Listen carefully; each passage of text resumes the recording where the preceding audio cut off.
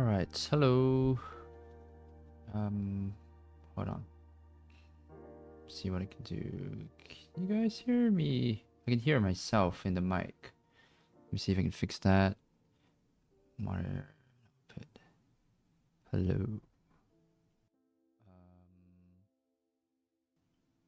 I guess this is all right. As long as you guys don't hear double audio. Is there just one audio output, or is there like two? Is it like an echo? I think it's fine. All right. Um, Audio's good. Hey, that's great. Got a new microphone for this. Cool. Let's do some drawing. I'm gonna use my iPad today. I don't usually draw with an iPad, not very often. So I figured. Well, I have been lately, but it's. I think it'd be fun. I think it'd be easy to stream with. All right. Let's see. All right. Well, today's agenda is pretty straightforward actually. I kind of know what I want to draw. And that's just like some world building stuff for my personal project, which is Botanipunk. And yeah, I just wanna like sort of explore that world a little bit, and do some just like concept sketches. So nothing crazy. We're not. Well, we'll see. We're probably not gonna do anything that is like very finished. Um, and it's mostly just gonna be like lots of ideation sketches, and we'll like polish some stuff. But mostly it's just me figuring it out, like what some ideas that I have in my head that I want to sort of visually just get on paper. And I'm gonna draw with this one. I've been really into actually I've been really into just using, I mean, the archetype pen. It's pretty great. Cool. Hey, it's been a while. I don't usually stream like ever. So this is nice. I'm glad you guys um I'm glad we caught each other. Yeah, cool. I mean, this is not gonna be a regular thing. I just found some time in my day or my night to, I suppose, do some drawing, and like for the first time in a while, I actually get to like, it's drawing that I'm able to show you guys. I mean, it's because it's personal work. So that's always very nice. I have been doing a lot of like, well, not a lot, but I've been doing these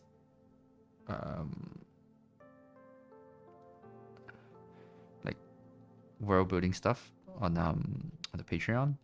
It's for my personal project. It's for Botanipunk, and so there's a lot of like, I've just been like posting work that I've been doing for that project on the Patreon.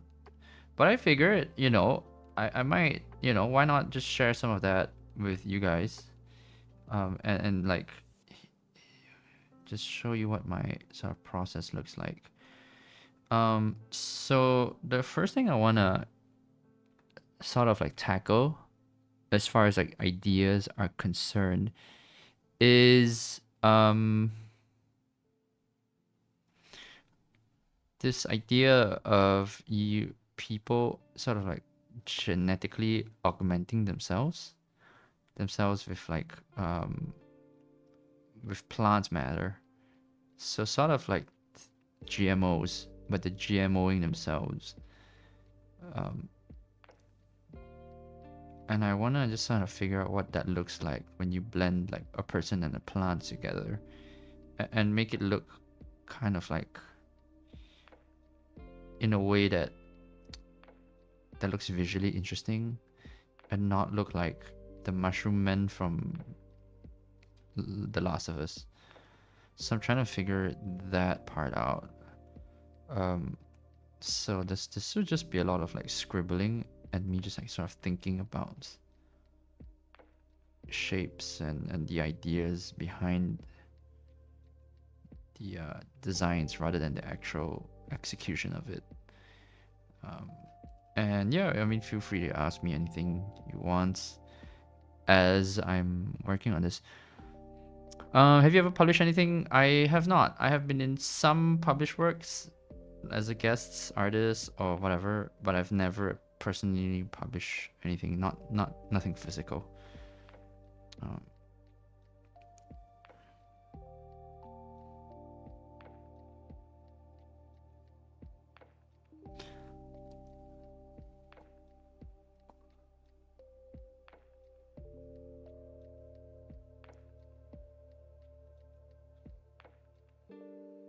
Yeah, I'm trying to figure out like how human to make them. Maybe we just work on the face. Let's just like figure out what that face looks like. Oh man, there's this like app that I've seen a bunch of people use where like the canvas is like infinite, which is really cool. I mean, that's a really nice feature. Let me see how big this canvas is. Oh, it's 4,000 pixels. Okay, we can just keep expanding it. Yeah, but that's a really cool app. I can't remember what it's called. If someone remembers the name, do let me know. It's like Da Vinci, or it's not Da Vinci. It's like it's named after an artist, right? Like Rembrandt or something like that. Yeah, but this is gonna be one of those pages where it's just like an infinite canvas of sketches. Will this live stay watchable? I think so. I think it will be. I'll just leave it on. It'll be unlisted, but there's a playlist on the channel that's called like live or something like that, where all the live streams are. So you just go to that playlist. Everything will be there waiting for you.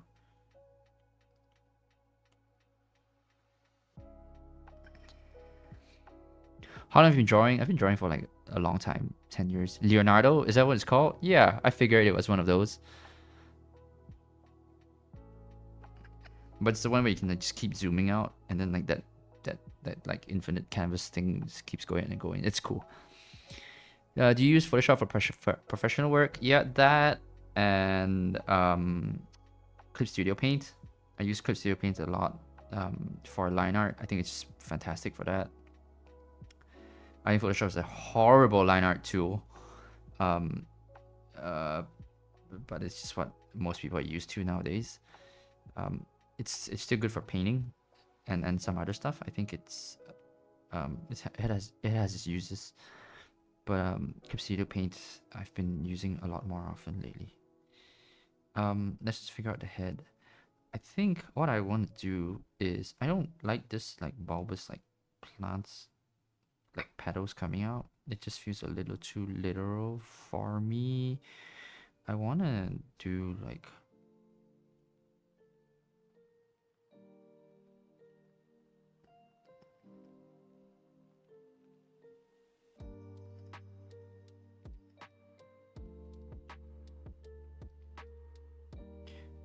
the thing that's kind of stopped. I kind of use like Photoshop, sorry, not Photoshop, Procreate a little bit here and there for work, especially if it's just like loose drawing like this. It's basically like a sketchbook, but I can digitize it and just like sync it to the cloud, bring it over and upload it really easily. But the thing that's kind of stopping me from using this as like my main professional like works, what do you call it, workstation, is this fucking like brush selector thingy, the brush size slider. I don't know why it has to be in percentages. If you just give me like a number, like, oh, this is a brush size 6 and then a brush size 8, and if I want to go down by 2, then I know, as opposed to like a percentage slider, that just makes life very difficult actually, like especially if you're working on multiple pieces and you want your like line art to stay a consistent like bit width. It makes life very difficult, and it's just a little bit of an annoyance. So I tend to reserve Procreate for like Stuff like this. Hey, Karma, happened a while ago, but congratulations on your magic card and getting to work with wizards. Oh, thank you. Yeah, it's fun. That was a long time. It was like a year ago, so I had to keep it under wraps for a while. I think Age of Eternities was like, not the card, but the concept art was I think it was almost 2 years ago now. I mean, you know, wizards we work on this stuff for like a long time ahead of time. Way ahead. So yeah, it's fun. I do. Oh, I said I wouldn't do the whole like pedal face thing. But how do they see? Do they even see? Let's see. What if I give them an eye like that?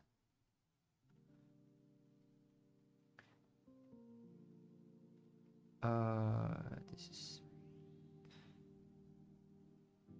so head. I've been super into this architect pen lately. Well, not so much for people, although I'm trying to make it work. But like for like mechanical drawings, it's so nice, cause like it's just one brush, but look at the there's like a lot of line variation. Even though I'm just like using a single brush, I'm not changing my pen pressure or anything. And I get like these nice, you know, all these line variations. It's really good for like drawing hard surface stuff, because like your geometry tends to get, it's just boring, but having that variation makes it really nice to draw with, and it just looks a lot nicer, I think. For like soft surface stuff, I still like the fountain pen like brush that I made. Look at how beautiful this fountain pen line is. Like, look at that. Doesn't that look so natural? Anyways, if you want to try it out, there's a link below to try these brushes for free on Procreate, Photoshop, and Clip Studio Paint. Yeah, it's the three that I mostly use. I haven't worked on the Krita one. I know people have been asking for a brush pack for Krita. It's just that I don't know anything about Krita, and I don't have the software, so I just haven't gotten to the. That just needs a bit more work before I can safely say that I want to make brushes for Krita. Right now, it's just whatever I'm using, like professionally. I'm just like putting it online, and like if people want to buy it, they can buy it, or they want to try it out for free, they can try it out for free. Anyways, I love this brush. It's so nice. Look at this. Whoa, beautiful. Is it based on an architect nib from fountain pens? Yep, I've got one that's the regular nib, that is just like a round nib, and one that's an architect nib that is like just a different shape. But it's nice because like you get these variations in like ink, depending on how fast or quickly you draw something. They overlap like a real fountain pen would, the ink. So it's really lovely. I mean, I personally built this for myself, and so, you know, I thought it was good enough, and I've been sharing it around with friends, and they were like, "Oh, this is really good. You should like sell this." And okay, well, let's just try. And people have been liking it so far, so I'm glad. Anyways, enough about the brush pack. Click on the link on the last video. Maybe I misheard something, but the brush pack wasn't for free. There's a free trial pack that gives you like basically all the brushes you need to draw with, and then there's the one that if you want to get like all of this, you can. It's like a paid pack, but like you basically get like the basic 4 brushes. Like the fountain pen is included in the free pack. You can just get that, download it for free, and try it out, and just use it. I mean, you don't have to try it out. You just use that and not buy the full pack. Hey, I love many of your videos. Love them. Do you have any courses on drawing / design? I do have one. It's on Colossal. It's for Mac drawing. So if you want to learn how to draw Macs from start to finish, there's a course there. However, I think you can just like watch all my videos. They basically just kind of teach you how to draw. Fair, I wish Procreate's color selector was different as well. Yeah, it's a bit annoying. I wish that the layer, you could like pin this layer button, this layer window, and it would stay open the whole time. because you know, swapping between layers is annoying. Also, color selecting is really slow. Like you would have to like hold, you know, you have to hold down the thing and then wait, and then it takes a long time. But anyways, it's an iPad app, so I just use it for like sketching, which is great. I mean, like it's, you know, I don't have these complaints when I'm drawing on a sketchbook, so I should like sort of treat it like a physical sketchbook, and just be like, you know, just raw dog it, I guess, for lack of a better word. I like this shape.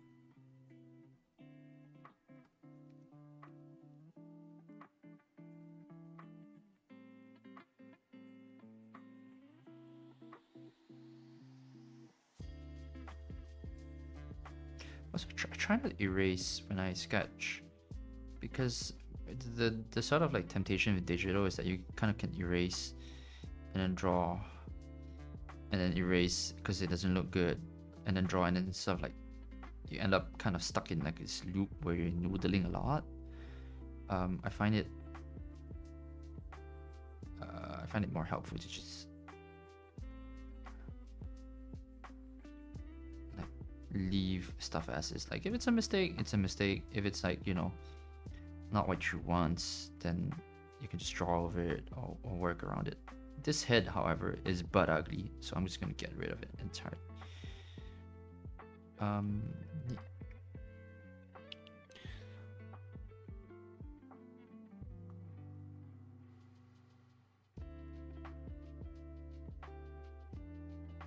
Maybe I'll try once more to find these particular brushes, 4 brushes.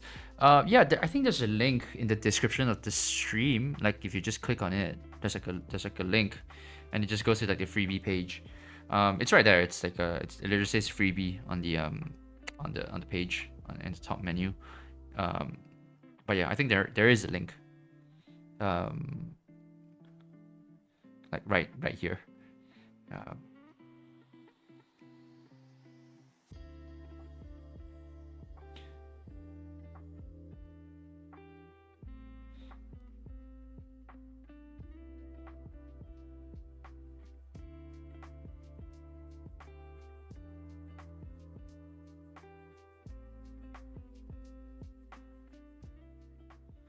Oh, I saw some questions just now that I want. When you started a YouTube channel, did you already have an idea of the videos you wanted to make, and has it evolved a lot from the original concept? I had some ideas for videos for sure, and I still do. There's like a huge backlog of videos that I was like, just a list of ideas, right? That like I want to make.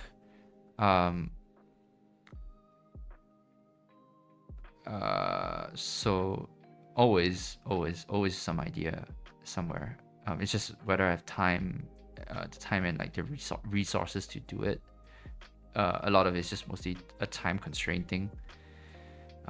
Because I am working. This does not pay the bills. I'm just gonna put it out there. YouTube does not pay my bills.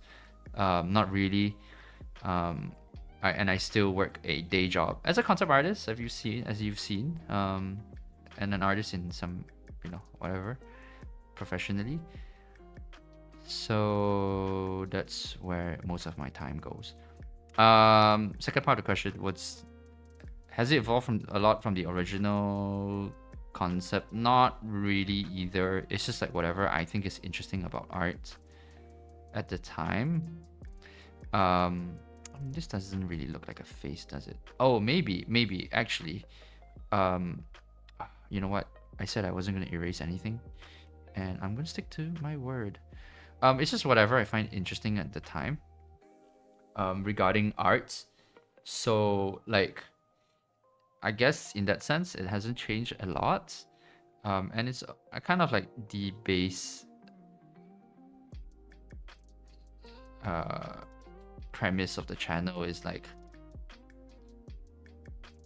stuff about art that has like all the sort of BS removed from it. I don't know, because a lot of art content just has like a lot of bullshit involved. It's either A, really dry and really boring and very technical, which, like, don't get me wrong, I enjoy, or B, it's like a lot of bullshit, like React stuff and like, you know, whatever, you know, it's just like nonsense.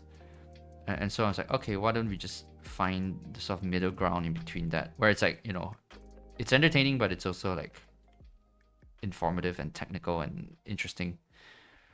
And also it's like it's like from the perspective of someone who's actually working as a professional artist, not just like, you know, someone who draws and has a camera. I don't know. It's just like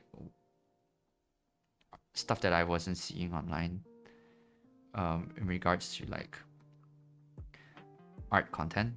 It's like, oh, why isn't anyone making? It's like whenever someone talks about like art related stuff, I'm like, hey, that's not true. You're talking out of your ass. That's not how this works. And I was like, and that was that was very upsetting. So I was like, fuck it, I'll just make my own channel, and it was fun. Hey, I started an art store and I'm doing a couple of commissions, and I'm curious if you have advice about promoting and advocating for yourself to really get the business off the ground. Yeah, I don't really have a lot of advice about getting yourself off the ground or like promoting, because I don't do a lot of self-promotion. I wish I did more of that. I think I would be a lot more successful. I think it's just being consistent and doing it for a long time and building a reputation. I think that's what people are attracted to. Like, as long as you're good. I mean, all this is predicated on the premise that you're actually a good artist. And if you are, then people will, you know, that side of the business sort of takes care of itself. And then just being consistent and professional, you just develop a reputation for being easy to work with, and then it just kind of snowballs from there. Oh, this is cool. I like this idea that the eye is like made up petals like that. It's very sleek. So the idea behind people who like genetically modify themselves are either really rich or like really poor. So it's like, oh, it's like really cool if you're rich, but it's really trashy if you're poor.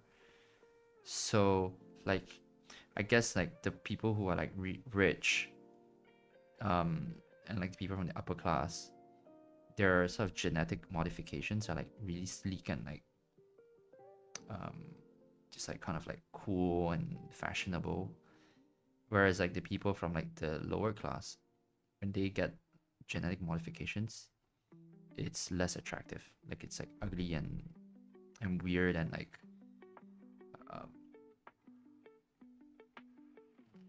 yeah, just not as sleek, I guess. It's a little bit more rudimentary, like not as sophisticated. So I'm kind of figuring out the sophisticated side of it. Like, oh, what do these like rich people, when they genetically modify themselves, what do they do? Like, and for what reason, right? So I was thinking like, okay, well, first of all, beauty is one. It's just like a different beauty standard. But like, I'm like kind of trying to figure out how alien I want them to be. Like how human do I want to keep them? So that's kind of like what I'm playing with here. Is like how much of that human anatomy I want to keep. Like, do they have nose? Do they have like, or just like a cutout? I think I still want a nose. I think I'm gonna keep the nose.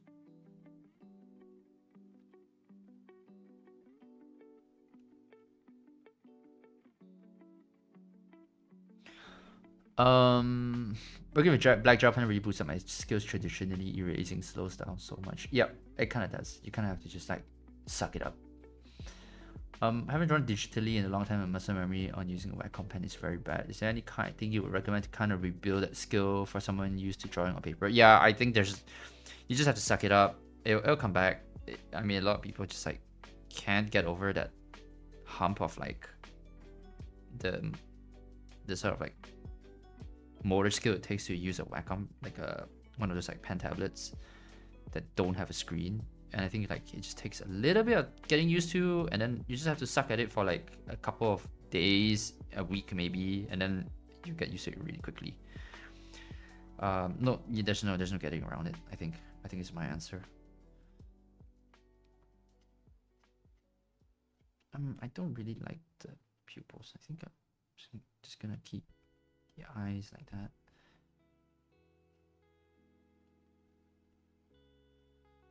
Let's just resize this.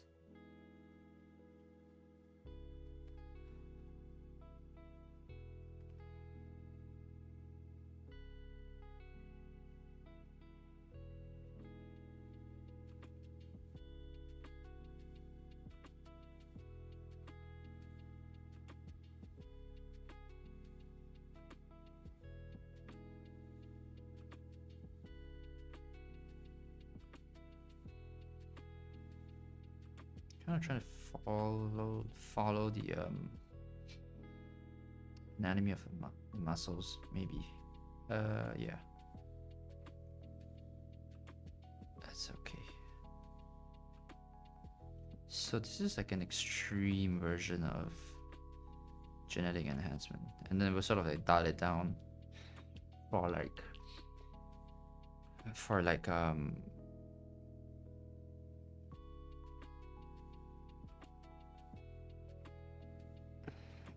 like we'll just make it like a spectrum. So this is like the most, like, I guess, radical version of that. And then we can sort of like figure out what the sort of moderate version of that looks like.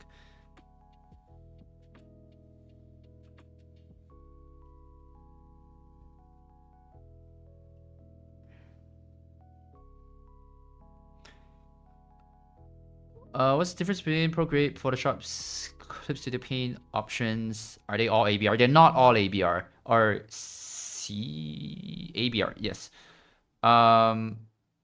They're not. So the Photoshop version works for everything else. Like, I mean, Procreate supports like Photoshop brushes, and so does Clip Studio Paint. But it doesn't work the other way around, meaning Photoshop can't open Clip Studio Paint and Procreate stuff. It's because Procreate and Clip Studio Paint have different brush engines, and they work differently. So if you're just using Clip Studio Paint, I would advise you get the brush pack for the software that you're using, because Clip Studio Paint and Procreate has like a lot of different features on their brush engine that Photoshop doesn't have. So the long way of putting it is that the Photoshop version is the most like sort of basic rudimentary version of the brushes, and then Procreate and Clip Studio Paint have like extra features built into the brush that Photoshop does not. But if you want to just get like one for everything, then Photoshop works for everything else. It's just like you just got to know that like it's gonna be like the most basic version of it. Yeah, it's just not as good as Procreate and Clip Studio Paint. Did you get an Armored Core art book? It's an absolute goldmine for reference. No, I did not, and I will look into it. Just suck it up, sums up art in general. Yeah, unfortunately, that is the case. It's like that's just kind of how a lot of the advice I give to people is, and it kind of sucks because like I want to give like, oh, here's the magic thing that you need to do in order to get better at art, or like here's the secret sauce, but that doesn't really exist. And like a lot of it is just like, yeah, it's just kind of, you just gotta work at it, which is like the truth. And I don't want to lie to anyone and tell them that there's like, oh, here's like the secret thing.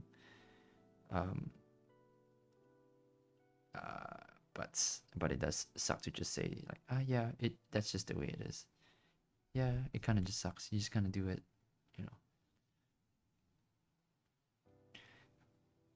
Okay, I think well, let's let me figure out if I want to add like, maybe not pupils, because I think pupils humanizes it. If I don't, they look super alien, and I'm kind of into that.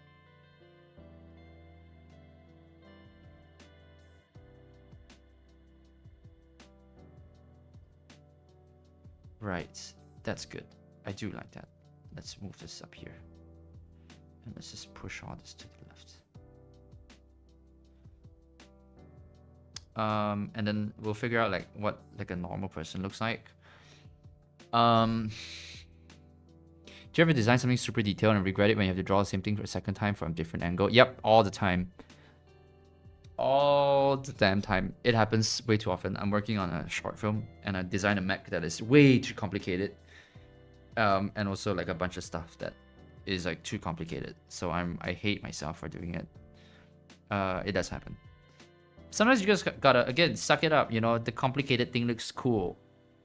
The detailed thing looks really cool. So you just gotta draw it again and again. Like, again, it's just like, you gotta suck it up. You just gotta do. Have you? Yeah. Let's see. So we'll do a normal person version of this. Well, not normal, but like let's just figure out what's the sort of like mid-tier version of this is. In between this and a human face. I think, okay, well let's just draw a human face and then we'll try to figure it out.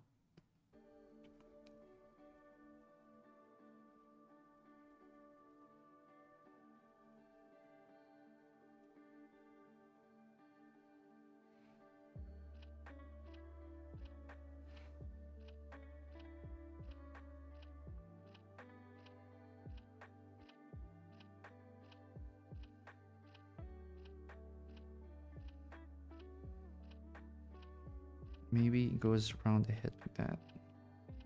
Okay. So let's just keep the ear.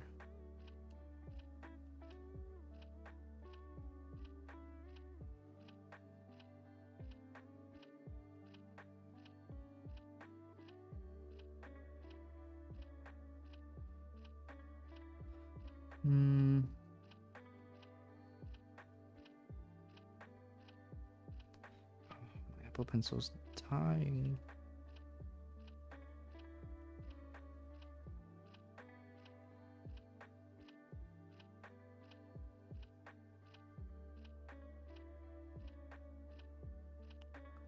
Right, so that's the human side of the face. Now I gotta figure out what that other side looks like. Maybe it's like growth. But the growth isn't aesthetic. Okay, so let's think about the kind of logic behind this. If we're gonna do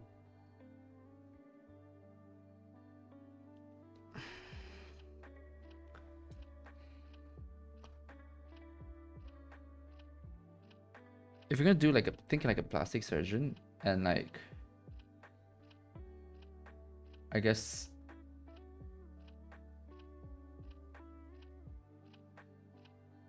like work with like, okay, it's as an aesthetician, what would I do? I think I would cut based on the muscle, so that would be the face, and then this jawline goes up this way, yeah, and then that sort of like element I kind of want to reproduce here. Okay, so maybe it's not this round, maybe it's like that. This cuts up here, and then you have like a little like that. Right. What about hair? Okay, you know what? Let's just figure out what the eye looks like.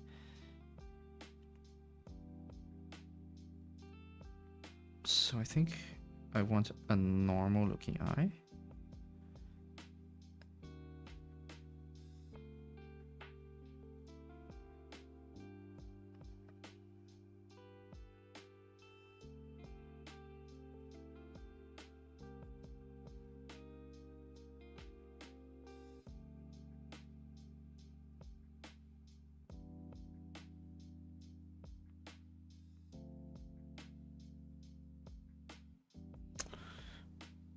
I think this one goes up here like that, and then we can sort of like play with the shape again. And then I kind of want to give him hair. Let's see.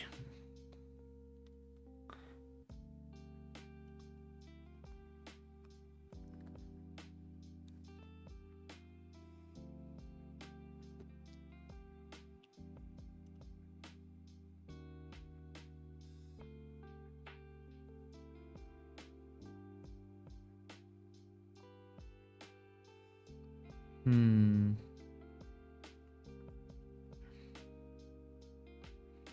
right, I'm gonna move fast. Actually, I'm kind of overthinking this.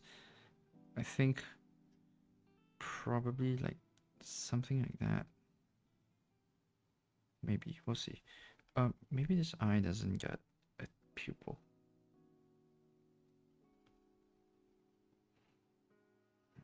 Yeah. Okay.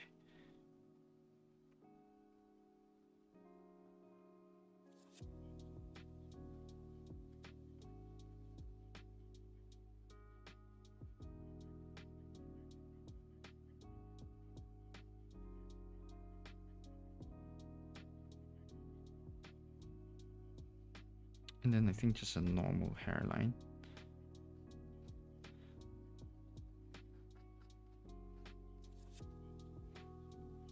Okay, yeah, whatever, that's fine.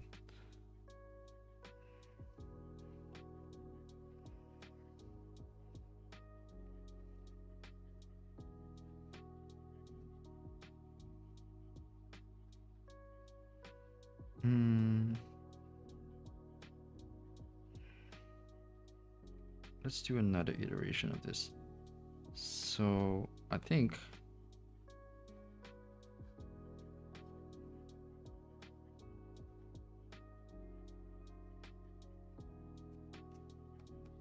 yeah, that's fine.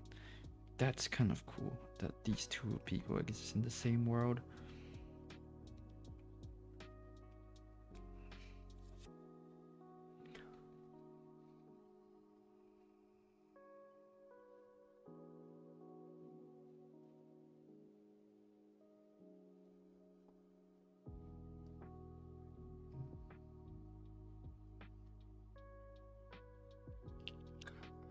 I want to do someone that is like a little bit weirder. I think this isn't weird enough. I kind of want to go like really weird. Like, all right, hear me out. Just watch me. Okay, I want a guy, like a freaky little dude.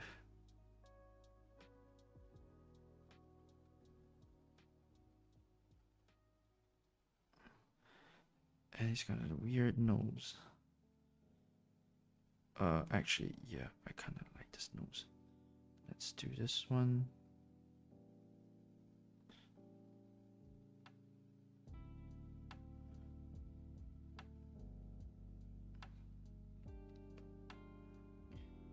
Like this person has been like very, very modified. Do you know what I mean? Like,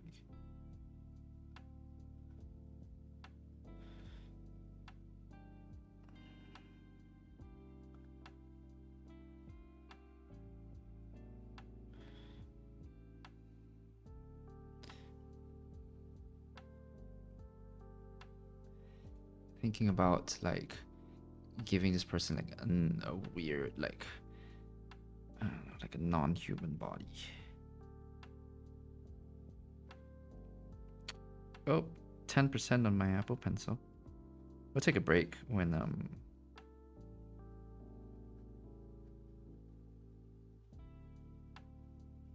so this is kind of what most of my sketches look like generally speaking, when I'm thinking about ideas. So they're not very pretty. Suffice to say that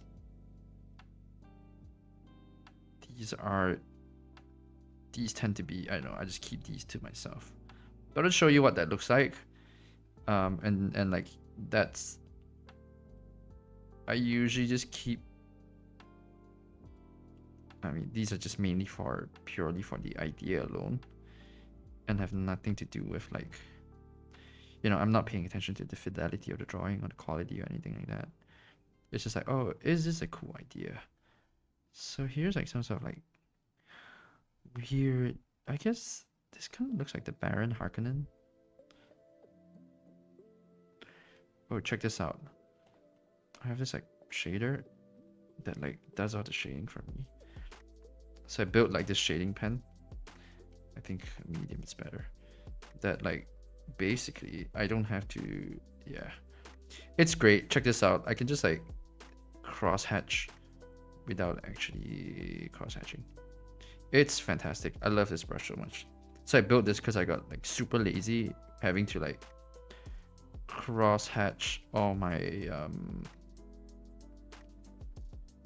work manually. So I kind of built this brush so I can just like mask it, and then I can like, oops, and then I can just draw over it like that.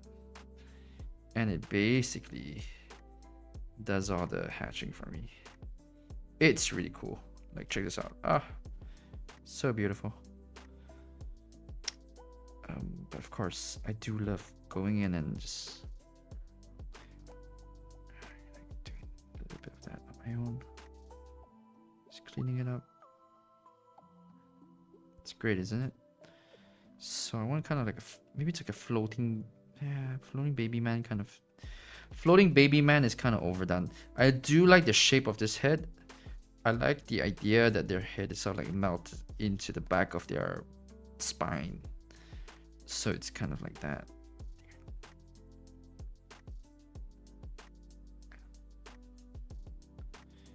And like where this goes, I don't know. It just melts. So there isn't like the sort of bump at the back of the skull. It just like melts into.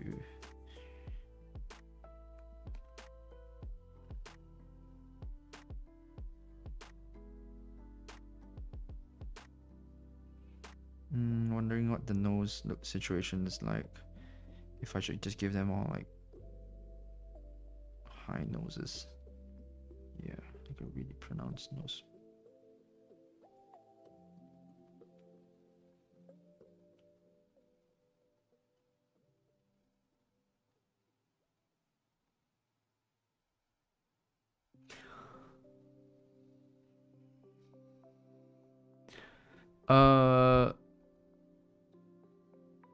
Do you prefer the color brush over the pocket brush? I still do. I've never ever preferred the what do you call it? The color brush. So the pocket brush over the color brush. I just think, again, I think it's too soft. I think the bristles are too, like, you know, they're way too squishy, and I think it's very difficult to control. Also, it's so expensive, and the ink doesn't run. The ink like does not last at all. So like, I don't. To me, it's not worth it. Like, it's worth it if you really just like the feel of it, then it becomes worth the price. You might have to kind of think about it, whether like it's worth paying the extra premium on like the cartridges and the pen and everything, on top of having the ink, the sort of ink cartridge be smaller, and you have less ink and it lasts, I don't know, just a third as long as like the regular pen color brush.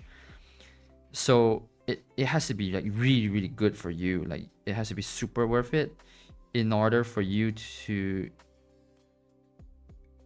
justify all that extra expense. And for me, it's like the complete opposite. It's like the opposite of my preference. So like, why would I buy something that I prefer less and is more expensive and lasts half as long? So yeah, that's sort of the calculus in my head. And like, I'm not trying to turn people away from the pocket brush. I just think it's not for me, and it might not be for everyone.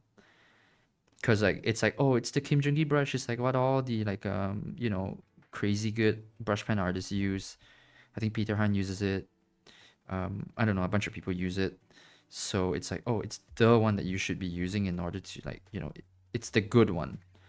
But that's not necessarily the case. It's just a different one. I heard world building. What are we building? Yo. Oh, Monster Garden, dude, I'm such a huge fan of your work. I am world building for a personal project. It's called Botanipunk.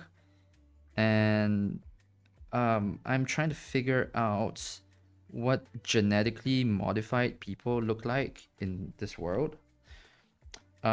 essentially the idea, the main conceit behind it is that like they've sort of like taken like GMO technology from like plant matter and have like adapted it to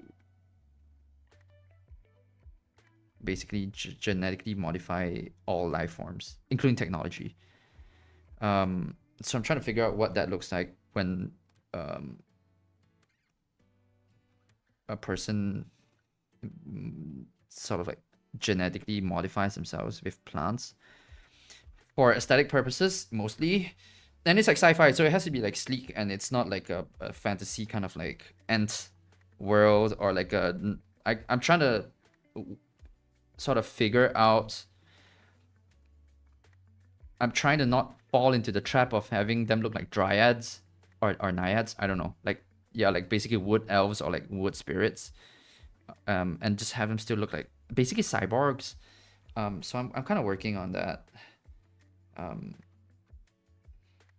That's kind of like the main problem that I'm working on, and this is too much. I think something like that where maybe if once I add color onto it, it might work out. Let's find out actually. Let's see. I'll use my brush pen. I love this brush pen so much. And we can just sort of like color it in, I think. So let's see, setting it to multiply. And I'm gonna... Yes, so I guess the main sort of like challenge of this design is to have plant people not look like dryads, I think.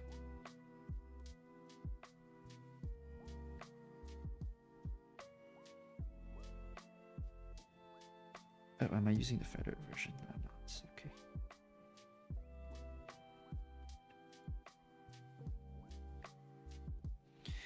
Let's see.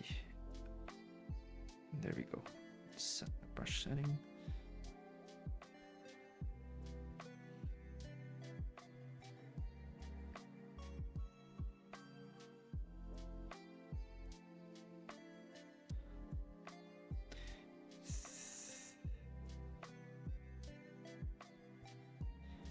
I think I want to also just mess with the hue value.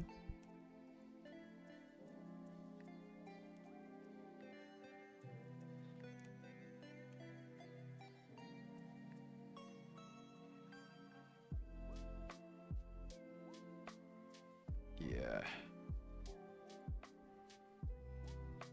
That's fine. Yeah, something like that. I think that looks okay. I think once I add the color in, it's way too blue. That kind of look might sort itself out also. Let's see. Let's do a yellow. Right, something like that. I think that's kind of cool. Avoiding bark or trees would be good then, which you seem to be already doing because that's the most common dryad design I see used. Yeah, I think it's like... I think like...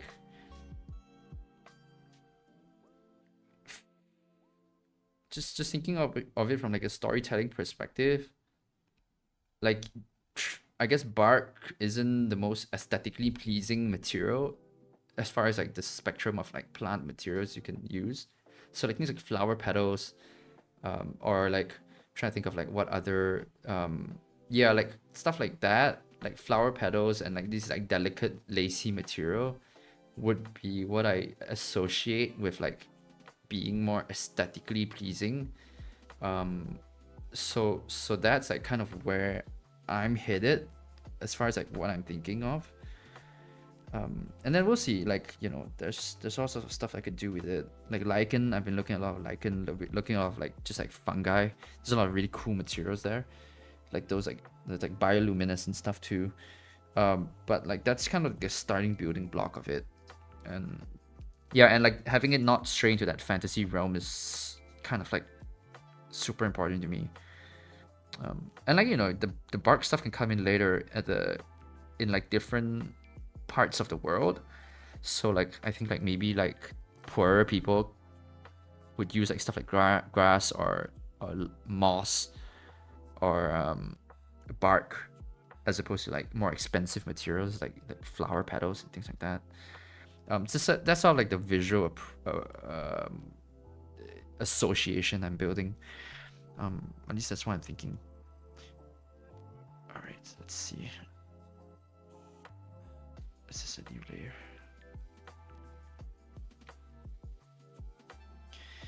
And I'm gonna use my marker brush to tone it up.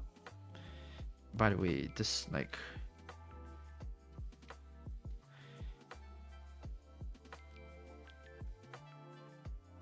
let's see, let's multiply. By the way, not to toot my own horn too much, but this like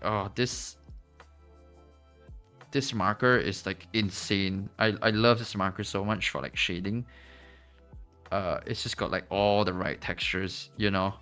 It's got all the right textures for like doing like marker stuff, and it's so nice for like toning, adding like quick tones to your drawing. And it's just like so, I don't know, it's loose in the right way, I think. Let's see. I like using the chisel one actually. The chisel one is great because it's like, yeah, look at that texture. Look at that. It's gorgeous. So beautiful. Hold on 1 second. That's weird. I just realized that my display is showing my colors are weird. Hold on. Give me a second.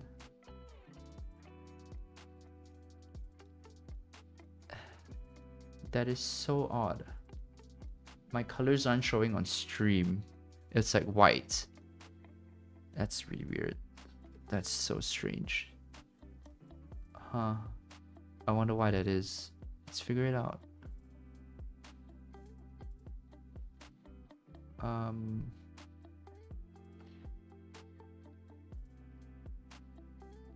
Oh my god, I had color correction turned on this whole time. That's much better.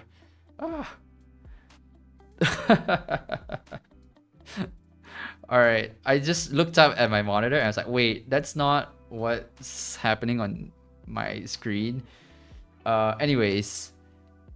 Yeah, so look at this. Look at this. Look at how beautiful this marker looks. Okay. Oh, whew. Alright. Let's continue. I'm gonna keep on keeping on.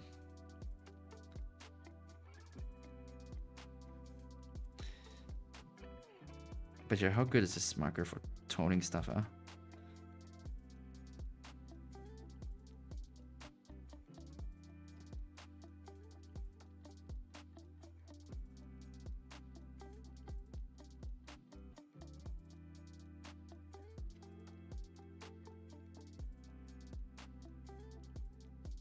Yep, that looks like a marker drawing. Yeah.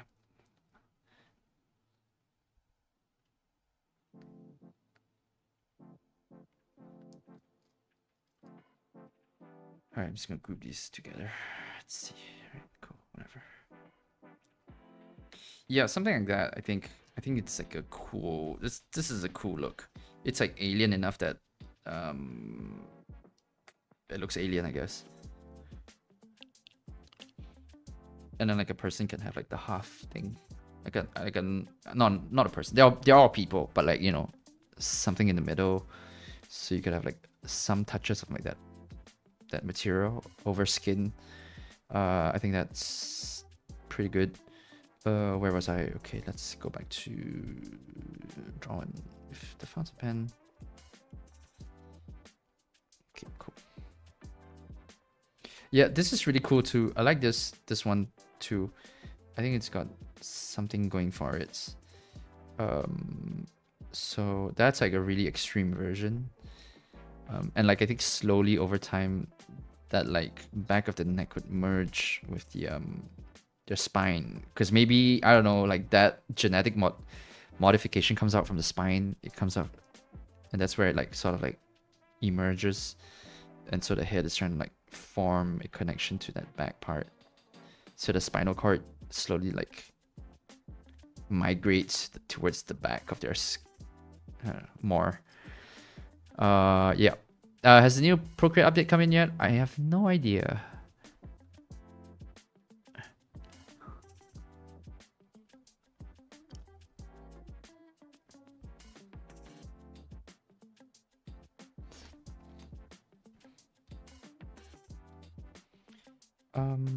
Cool. Okay, let's keep going. This is good. This is good stuff. I'm happy with this one. So let's figure out what a roster of these guys would look like. Trying to think of like if I should make a new canvas for this. Probably not. It's fine.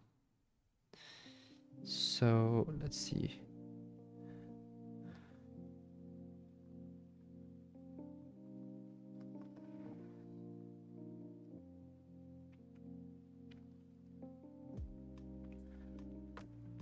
But I kind of want to just put one in the scene like right now. Maybe I should. I don't know.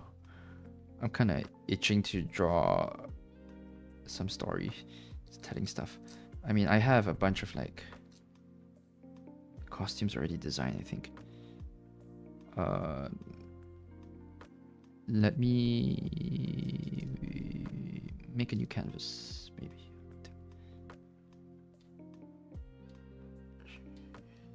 All right.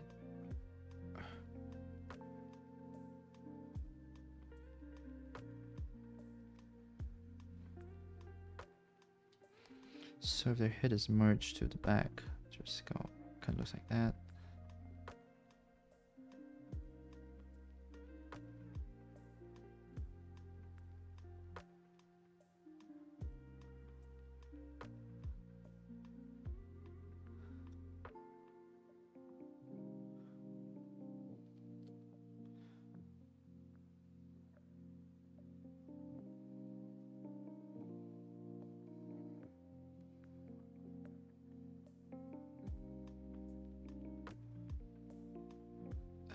Do I still want ears?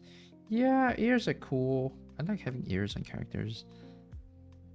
Just like drawing big ears. Oh, my pencil just died. Okay. Well, I'll just charge this up for a while. In the meantime, let's just do some talking. All right. Yeah, questions. I'm just gonna browse Pinterest for a bit and answer questions. And then we will continue after my thing charges. There we go. It's at 0%. This pencil dies way too quickly. I think I might need a new one.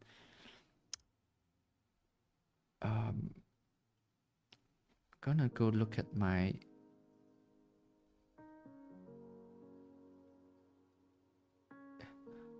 oh, here's a really cool idea. I had this idea for like a shrine for like in the city. So let me see if I can find an image of the city that isn't like, yeah. So that's kind of like what I've. Oh, this is like a work in progress, but like it's kind of like that's kind of the vibe of Botanic Punk. And like this is a work in progress too. It's all the iPad stuff is just like weird little sketches that I make. Like these are all just like they're all like kind of throwaway stuff until then it gets brought over into the computer and then like gets cleaned up.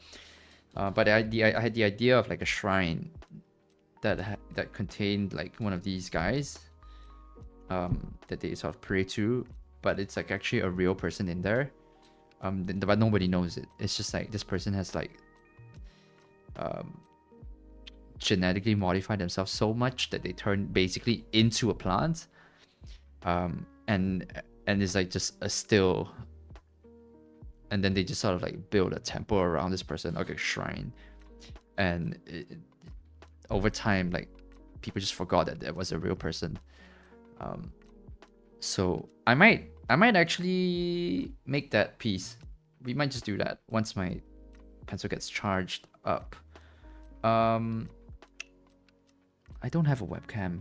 I don't have a camera turned on. It's fine. We'll just leave it here. Good to see you drawing again. Good to see you drawing. Seems to have been a while. Yeah, I mean, I haven't streamed in a long time, but I've been drawing. I've been doing a lot of drawing. So yeah, maybe I like the idea of like this person, because like flower petals are translucent. So like it's kind of like a xenomorph where you can see the skull inside. I wonder if that's a cool like visual motif to do. Like this person is like, because their flesh is turned translucent, you can sort of see the bone inside it. Just like a little bit, you know, not like transparent, but like kind of like a xenomorph. Like you can have a little bit of that poking through when it's like under bright light or something like that. That'd be cool. That's an idea to play with.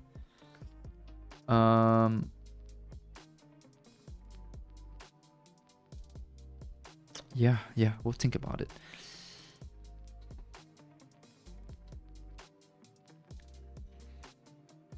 It's funny, my pencil was charged like I was at 80% when the stream started. It's been, how long is that? How long have I been streaming? See, it's been an hour. Oh, my pencil died after an hour of use. That's not good. I don't think that's good.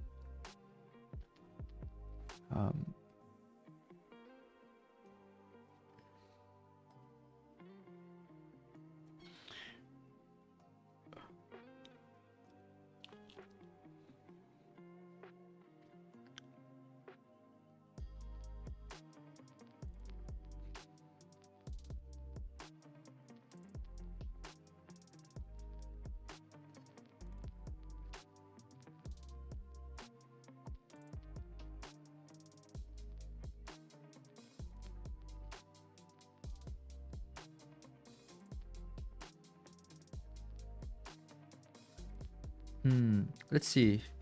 I might, okay, here's what I'm gonna do. I'm going to give you guys a tour of what Botanipunk is at now, but I need to hide my camera for a short while just to make sure that I didn't show anything NDA. So let me just turn my screen black for a second. And then we can do some we can do a little bit of show and tell. Let's see. All right. Oh, I know what I can do. I have a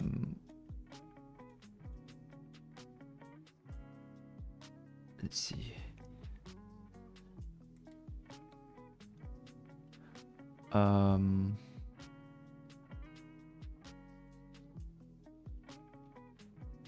I'm gonna put them all into a pure ref. Let's see if I can show that pure ref. Blender. No, not Blender. Maybe. Okay.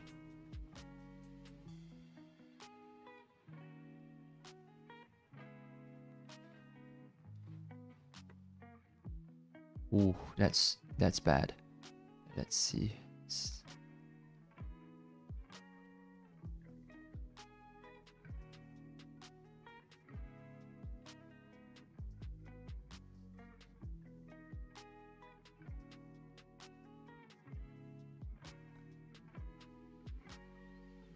Okay, hold on. Let me figure out how to show you guys all this stuff without like showing you guys anything incriminating. That's my main issue. I'm scared of showing you guys stuff that's NDA by accident. That would destroy me. All right, let me just turn on Photoshop, I think. It's been a lot of work done on the world building project on Botanipunk. And I'm really happy with how it's turning out so far. All right, I think I figured it out. Cool. Let's see.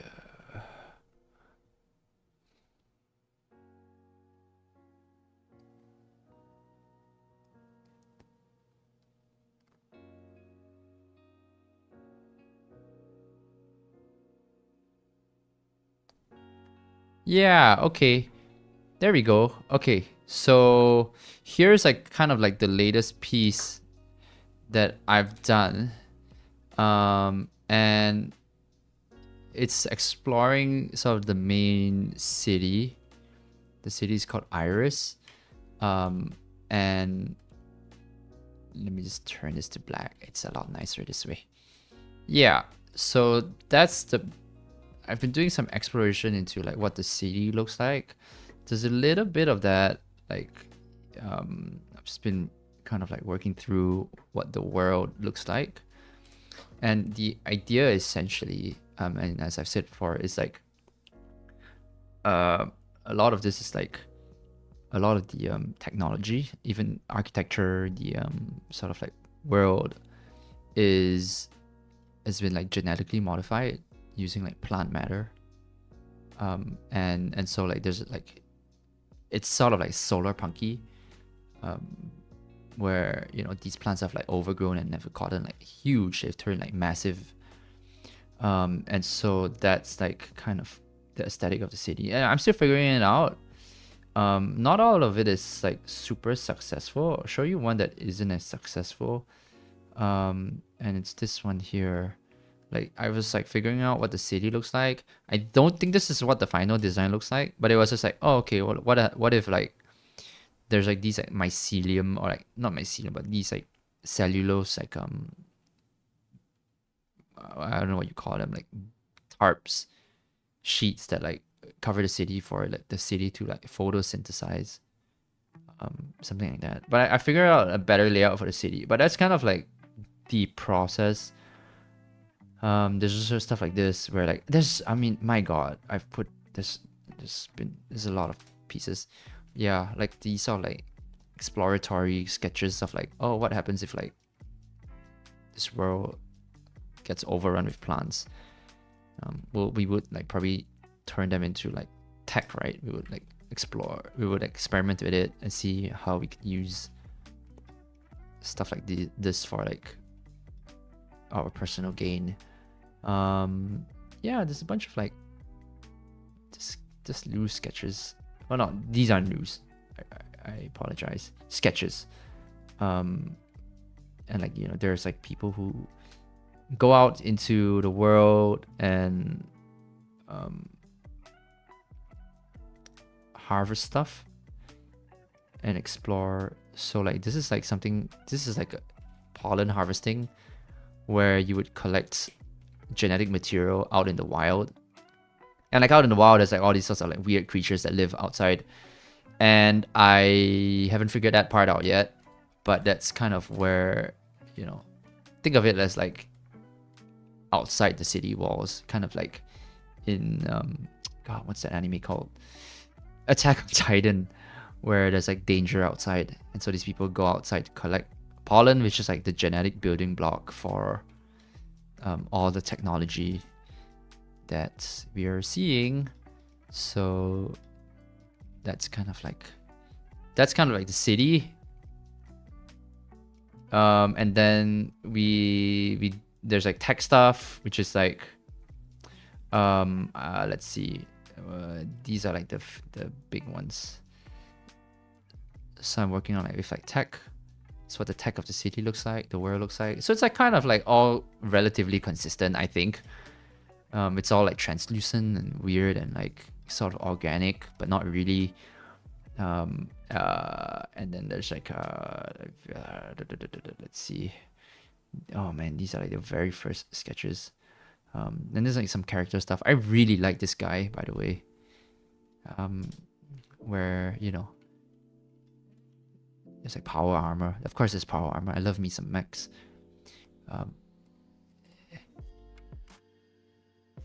And if you want to see more of this, go subscribe to the Patreon. This stuff is all on the Patreon. I'm just showing you guys this. This has been like on the Patreon for like a year now.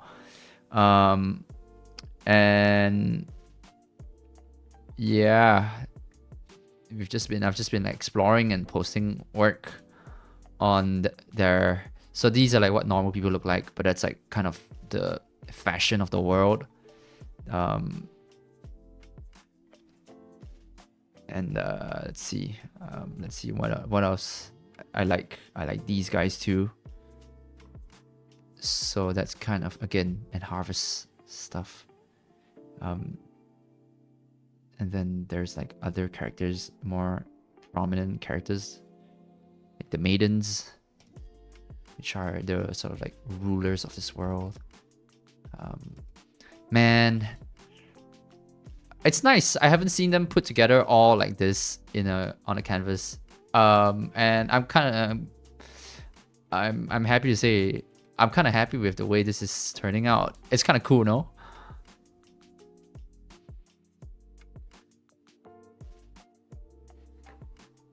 I kind of want to build a wiki eventually.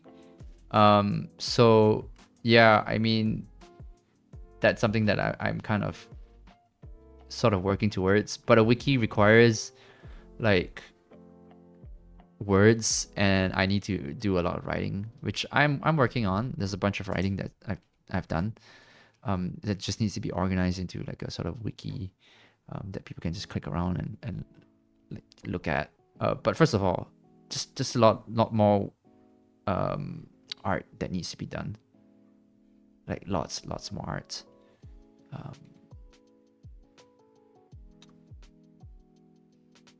Yeah. Rise of Marathon, the new one. Yeah. I mean, color wise, probably. Yeah, Marathon is. I'm excited for Marathon. Oh, and then I tried like, oh, what if this world was like live action? So that's. I mean, I don't know. Maybe you've seen this posted somewhere, but like, I mean, I've done like some like photoreal designs of like, oh, that's what like a translucent piece of tech in Botanipunk would look like if it was live action. So yeah, it's done in like Blender. I love this render a lot, so much. Oh, this is my favorite render actually. I love this one the most.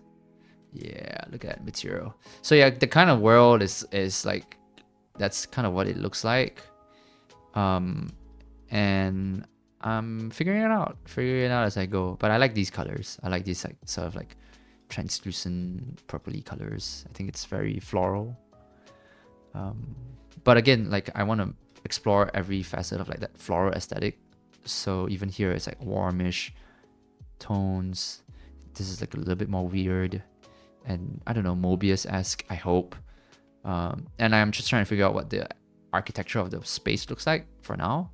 But I think it's going to be really abstract. I don't think I want to like set it in stone with a map or anything like that. It's like, hey, here's what the city looks like. Here's the layout of the city. I think it's going to be weird and abstract and like nobody's really sure what the city looks like. Anyways, how's my pencil doing? It's at 90. Okay, that's good enough. Let's get back to drawing.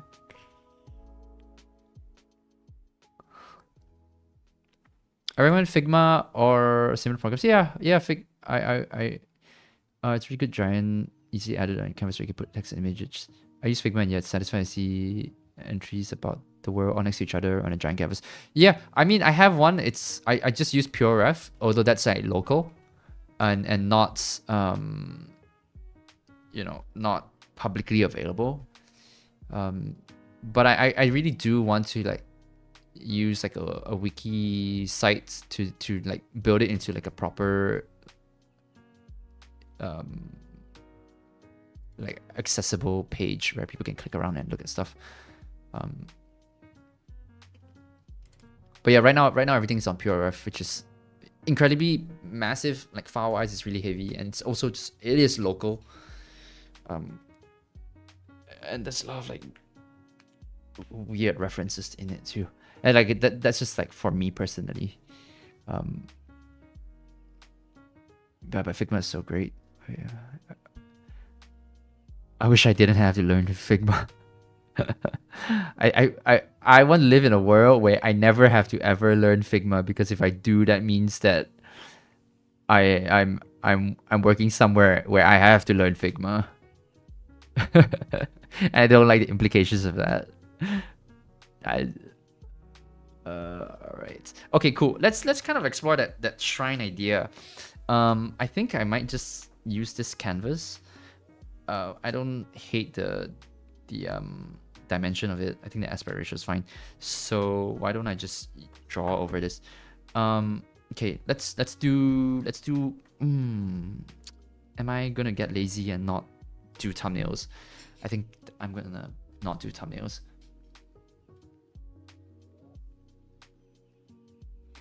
All right, let's see.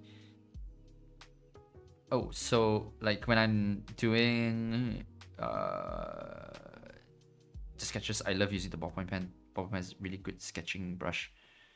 I think it's nice. It's basic. It's got no frills. Although it does have like a little bit of texture, which is like super nice because it's like it's got bite. Anyways, it's good for like stuff like this. I think I kind of just want the composition to be central. I don't know if I want it to be like very like candid. I think I want it to be very composed, because, and by composed I mean like classically composed, like a Renaissance painting, because I think of like the whole like sort of like holy elements, the whole religious elements.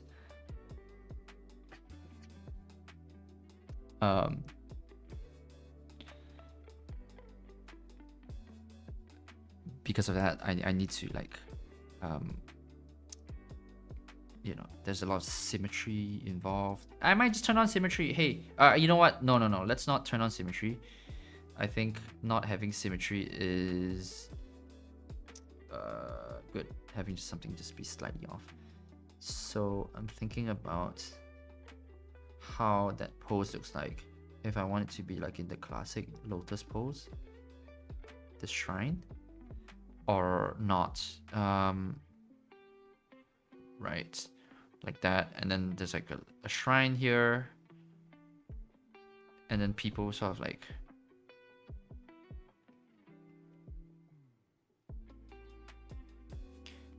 pray, and they leave sorts of like, okay, also probably not gonna be this square as far as the design is concerned.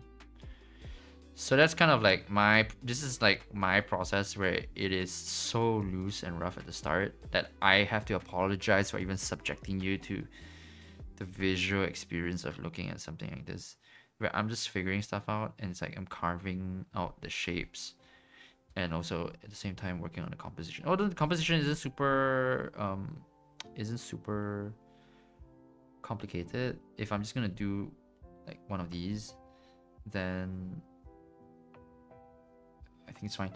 Learn Figma. Maybe you're thinking of a different Figma because there are two programs with the same name. Well, that's very confusing. There's nothing to learn with Figma besides.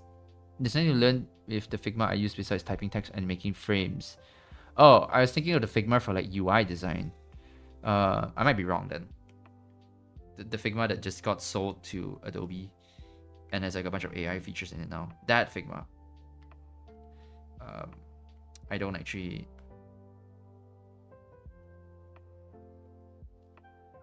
know if there's another one. It might be a different one.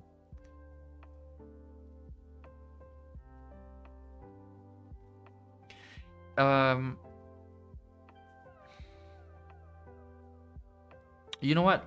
This calls for a cutaway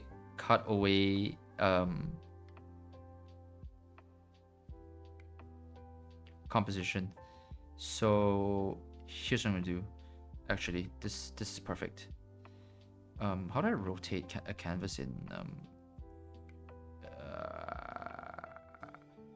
it's not flip horizontal. How do I rotate a canvas? Do I just do this? Does it automatically rotate? It does not. Rotate canvas 90 degrees. Let's see. Where is that? Maybe it's here, maybe it's here, maybe it's here. It's not here. Oh gosh, this is settings, rotation 90 degrees. Nope, that's 45. Why does it snap at 45? Why is that the maximum? That's crazy. What happens if I do that? That's insane. Man, this okay. Nope, nope, nope. It maxes out at 45. So how do I rotate it 90 degrees? I feel like such a boomer. Flip forward. Nah, this is flipping it though, right? Canvas information. I don't give a shit about the information. I want to rotate it 90 degrees. How do I do that? Chat, help, chat.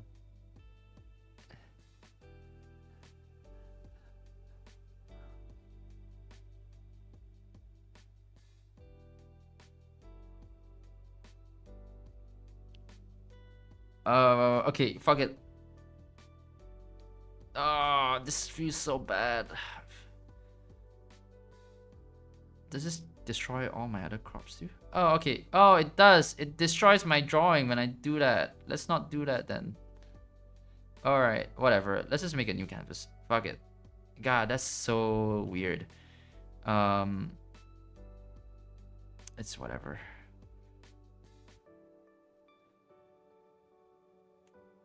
Yeah, I can't like rotate the canvas 90 degrees. That's so odd. Get on this shit. Procreate. And I tend to use a really high DP resolution here. Something like 6000 is pretty good for a cutout. Alright. So I think I want to just do a quick like painting actually of my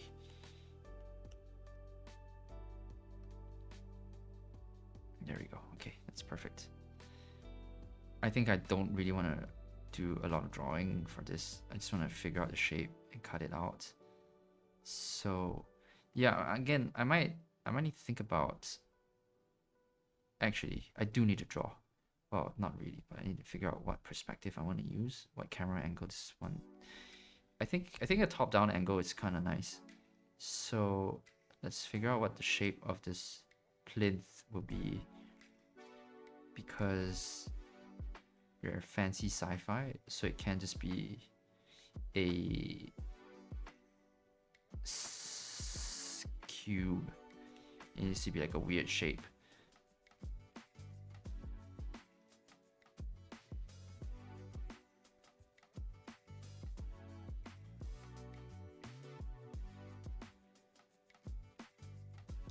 Don't like this. Maybe I should draw. Maybe I should draw and figure out. Okay.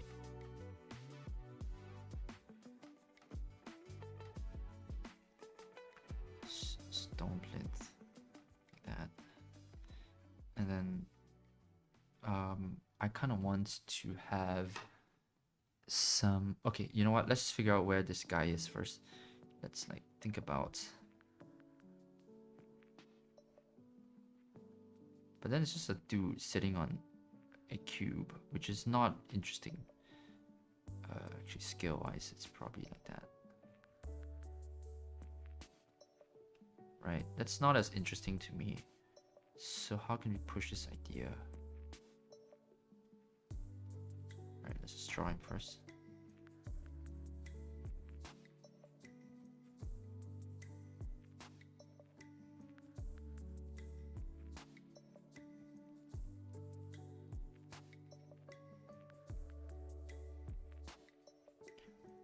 Now I kind of want to draw him hanging from the wall.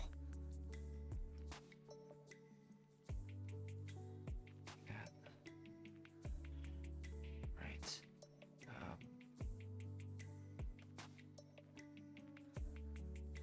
Okay, I figured out what I want to do for the bottom. Let's see.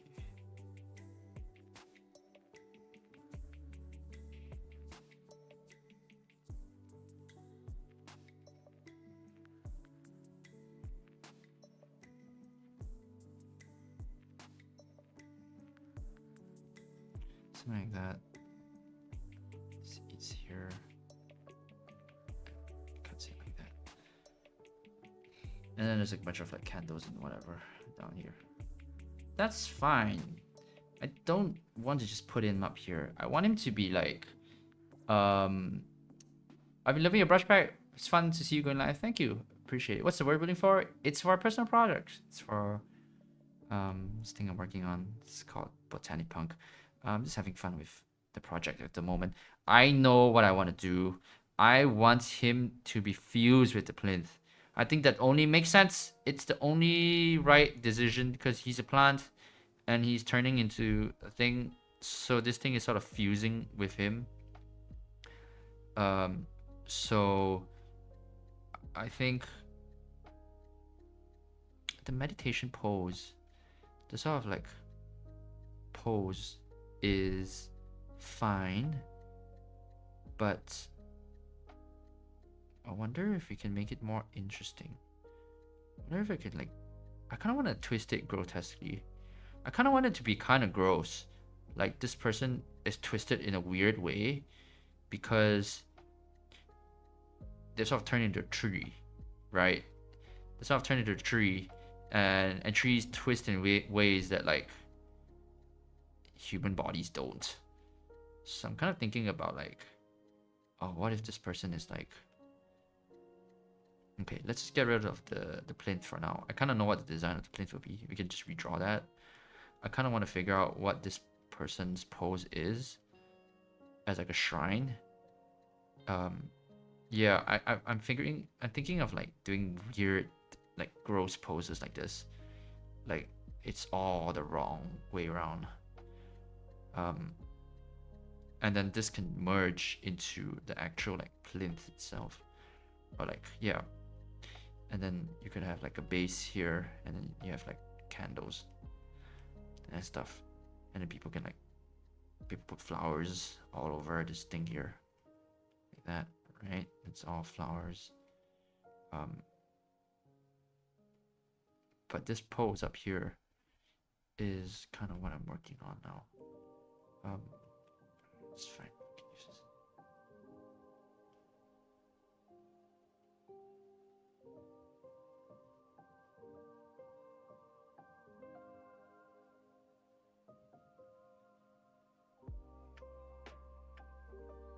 But it's not super religious anymore. I kind of want it to be a little bit more like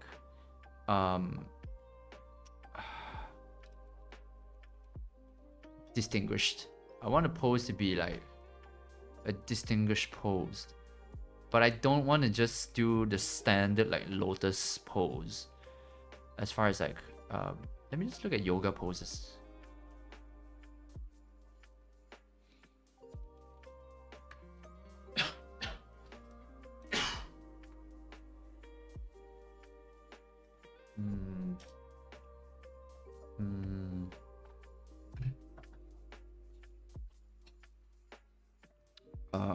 There's also the fetal position, which is like kind of like whatever. Although I don't mind it. I think let's try it out. Okay, I'm gonna turn this way down, and then we're gonna try a fetal position like that. So, oh god, what's my perspective like? Okay, like that. It's a bean that goes this way.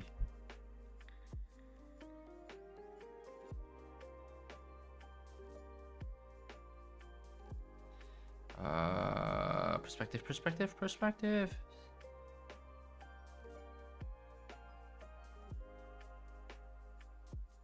Trying to figure out what that pose looks like.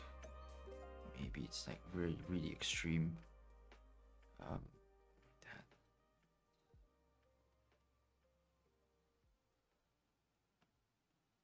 Yeah.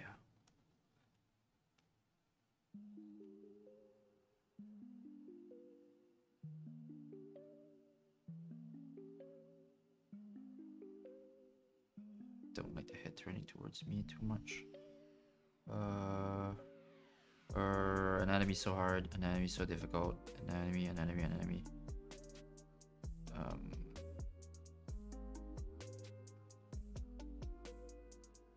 Yeah.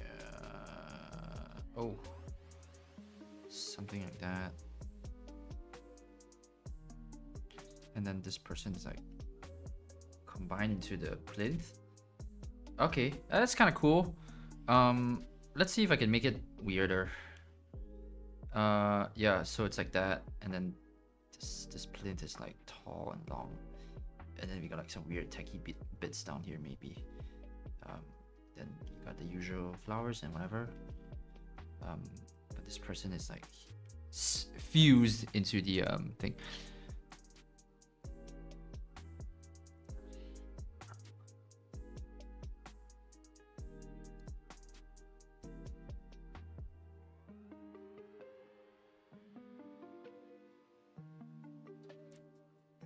Maybe it's, yeah, and then like this is, let's just draw a human for scale.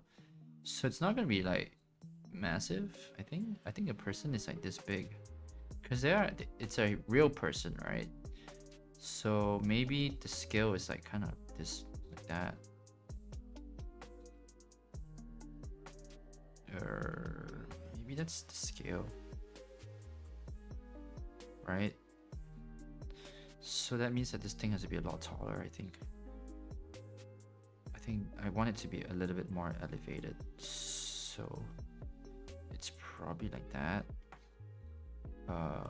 Is it this one? Where's my nope.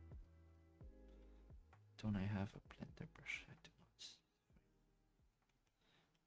Like that. It's like long. Yeah, and then we can like downsize this a little bit. Scale wise, just trying to think of scale, because I don't want it to be too inaccessible. I want it to be like a human-sized shrine, like the one you would see it like on the side of a street or something like that. And then like this like thing is like fused into the building or something on the wall behind it. Maybe it's not like a standalone thing. It's just like so that's like a wall, right? And then like posters and whatever on the side here. But this is like a real dude that's just part of this wall now. Yeah, I'm trying to figure out the pose now. I think this is a cool idea, and I think it's a cool composition. I mean, it's an okay composition, but I'm trying to figure out like maybe this hand is just like down here, and it's just like a part of the wall also.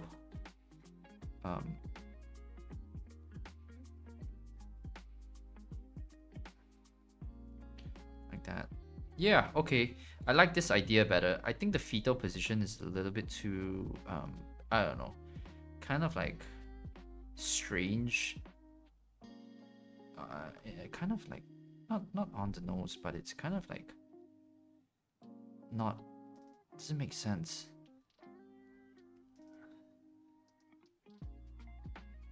And then this food. Okay, cool. All right, let's get to painting. And then I can have like a guy down here, which we. All right, I like this. We can keep this one. Okay, let's see if I can twist this pose to even more extremes. Okay, let's just see where we can take this pose. I'm gonna make a duplicate, and like I tend to like, as far as like design goes, it's like really fun to just take this to like 110% or like 120, and then see where this breaks, right? So let's just take an idea all the way to like the extreme, and then like we'll see where it breaks, and then we can dial it back. So I kind of want his hand to be like this distorted. So like his hand goes like that, and then like out in an unnatural way, and then his head too, and then maybe you can twist this entire anatomy, twist this entire body, like you can rotate it a little bit.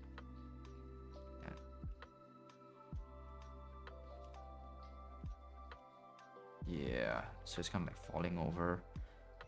And then the legs, we could use a little bit more clarity in the drawing here, but just figuring it out. Okay, let's think about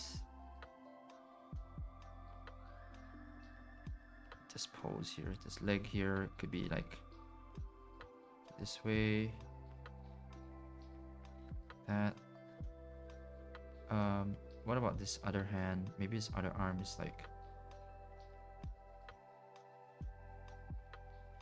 Yeah, so it kind of looks like this person is coming out of the wall or like trying to move.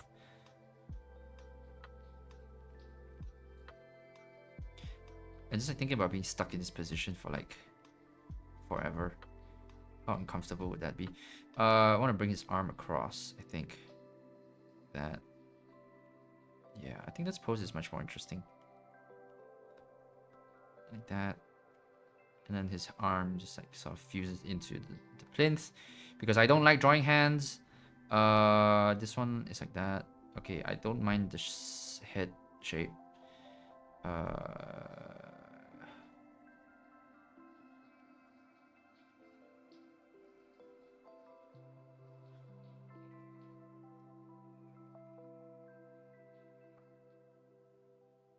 That's good. That's really good. I need to make sure this hand reads right. This arm probably higher up. And this one like goes down like this. And this one like that. Okay, cool. It kind of looks like very plant-like, I think. I think I want this to be kind of twisted up so that the form doesn't really read as like human. Not initially. And then like the moment you look at it, it's like, oh, actually this is a person. Right? So this sort of like carries over, this design carries over into the rest of the plinth. Right, so this hand kind of stretches down into this, and his leg stretches down, and it sort of like turns into like a tree-like structure that burn like just like into the ground like that. Right, and then you have like flowers and gifts and shrines, candles. All sorts of stuff here. Cool. That's our composition. I think it's good. This dude here could be, I think, larger. I don't know. Oops. I think that's the size of a person. So maybe I could just make it a little bit smaller. Oh, you know what? Here's what we could do. Yeah, okay. I forgot about this thing. So gigantism exists in this world, like giants. Not in like the giant sense, but like they're just like a little bit taller than us, like 10 feet tall. Because of like gigantism happens because like there's too many plants in this world, and like it's oxygen rich, so people just like I guess like grow larger. Just like how like in the Jurassic period or like prehistoric periods, you have like super large insects because of how oxygen rich the atmosphere is. So they just kept growing. So I think the same thing happens to people here, except like the human anatomy isn't like built for that. So they don't stop growing and then they die at like a really young age. So maybe this is one of them. Like it's a giant, and then he sort of like fused into the wall because they tried to like preserve his life and genetically modify him and blah blah blah blah blah, and then he turns into this like statue. But there's like a dude in there. That's kind of okay. Yeah, that makes sense. Then this gives it a lot more like, this makes sense, this scale. So it's not like giant. It's not like this small, but it's like still a little bit larger than life. I think that makes more sense. So that's kind of the composition. Cool. All right. And the iPad versus computer, which app are you using at the moment? Love our work. Thank you. What the fuck? Hold on.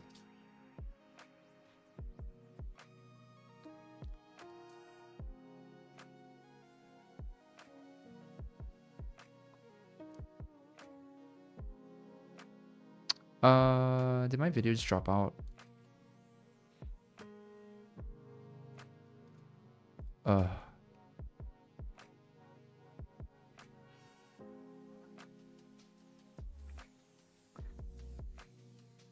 Alright, I think my internet's being pissy. Let's see. Does that... Okay, cool. I think we're back. Stream health. Let's see.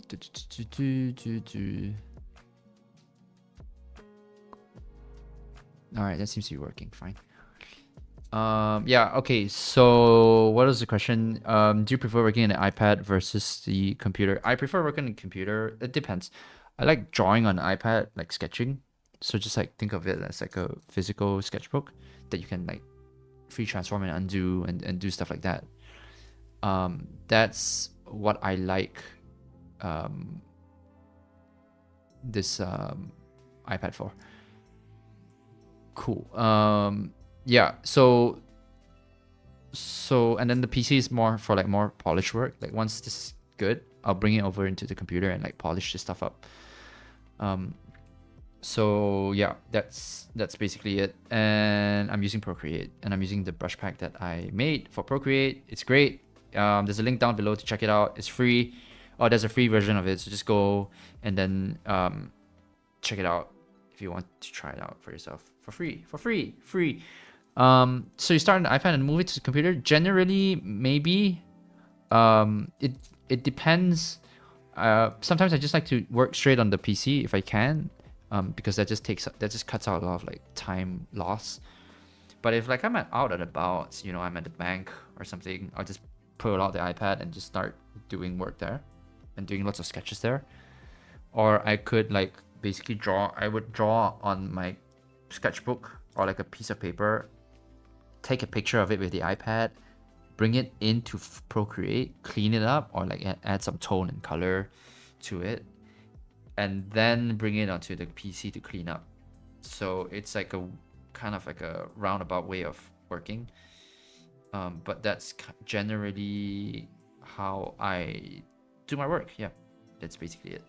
And if I use 3D, so if I use Blender or whatever, then I completely skip this step of like, I just go straight into Blender and after sketching, you know, and just do that.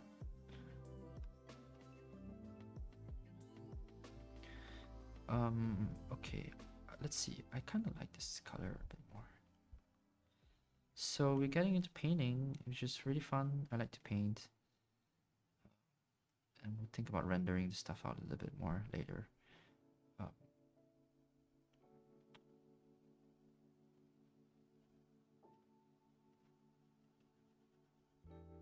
You know what? I'm noodling too much. Let's just go big.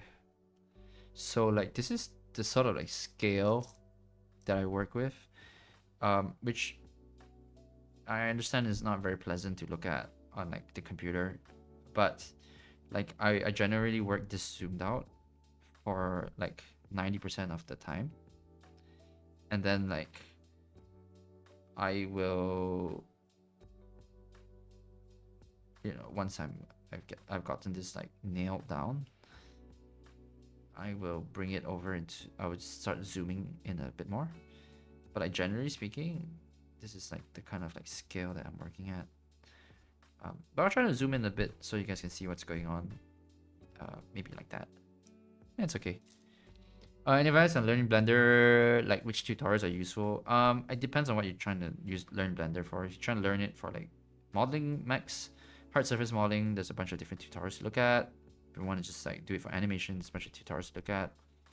I don't know, just like Blender Guru or something like that. Oh, Blender Secrets! My God, wait, that's crazy. I forgot about that. Blender Secrets has a, if you want to learn how to model mechs and like hard surface stuff, Blender Secrets has a what's the word I'm looking for? A course on learning how to model like a robot from start to finish. And I designed the mech. So if you go to my Instagram, I think there's like a link to check out the course.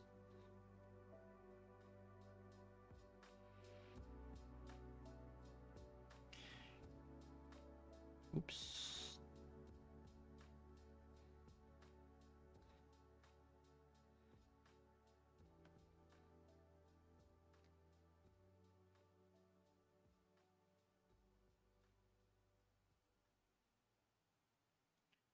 So I would generally just try to figure out the main forms like that first, before even like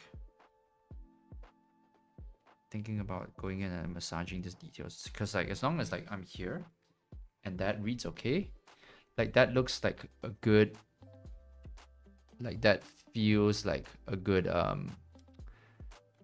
form. Like I can see that where the light is coming from, I can see it and it makes sense. Then I can like, then I'll keep working on it at this scale. And then once it looks good at this size, then I can go in and like I can slowly zoom in, and as I'm working, I'll zoom in more and more and more and more and more. That's kind of like the logic. So now I'm thinking about lighting, whether I'm actually going to light from this side or this side, because I think lighting on the shadow side is a little bit more interesting. So let me find out if that's true. Here's what I'm gonna do. I'm gonna make a clipping mask. I'm gonna just go, it's gonna do this, and I'm gonna try and light it from the shadow side. I'm gonna light it from the other side, see what that looks like. See if it's more interesting. I feel like it might be, you know, like shooting from the shadow side, so it's like backlit like that. I don't know if that's gonna work out though. We'll see.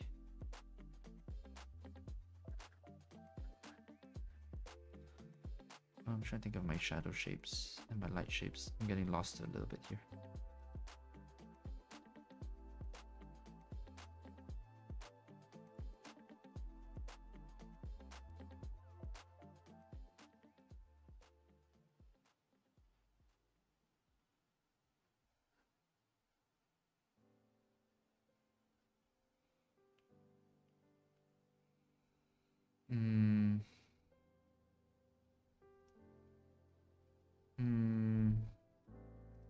Thinking about it, I think this is more interesting.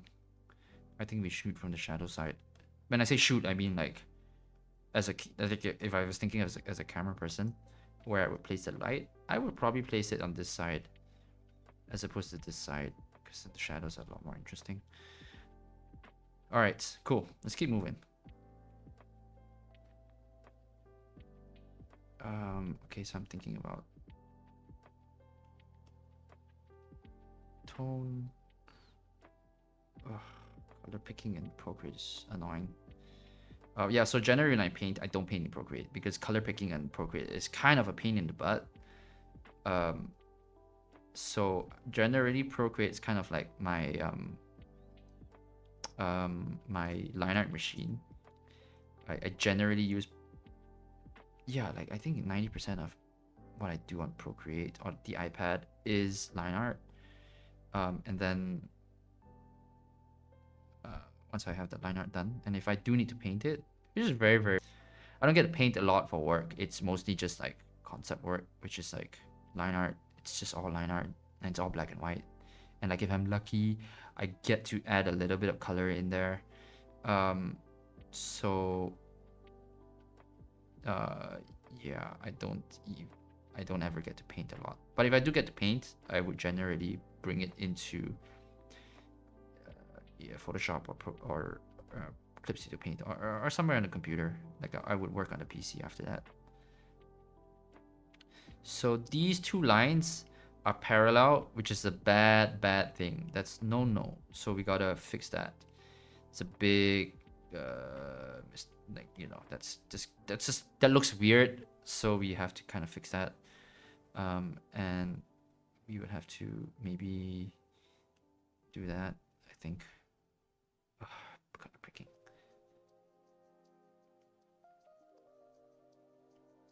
So I'm kind of thinking about the shape.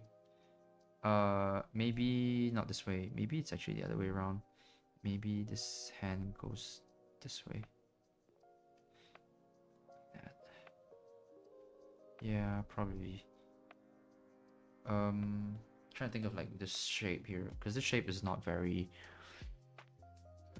it's not very appealing.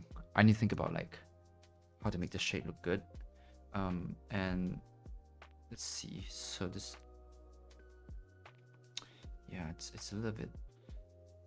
like that. Don't think that works very well. Maybe. Okay, we'll just cut this out like that. Okay, let's just add in a little bit of like that ambient occlusion. Let's see if that works, because it might just fix itself once I add in that dark shadow. So I'm adding in dark shadows. When I say dark shadows, I mean like the really dark stuff, like in the corner. And I'm just going like, yeah, ambient. See, so this leg goes down here, right? It's down here like that, connects into whatever. So that might fix itself. I think that's okay. Let me just play with the shadows a little bit more, because this hand goes, actually it's just this there. There's no shadow this on the side, like that.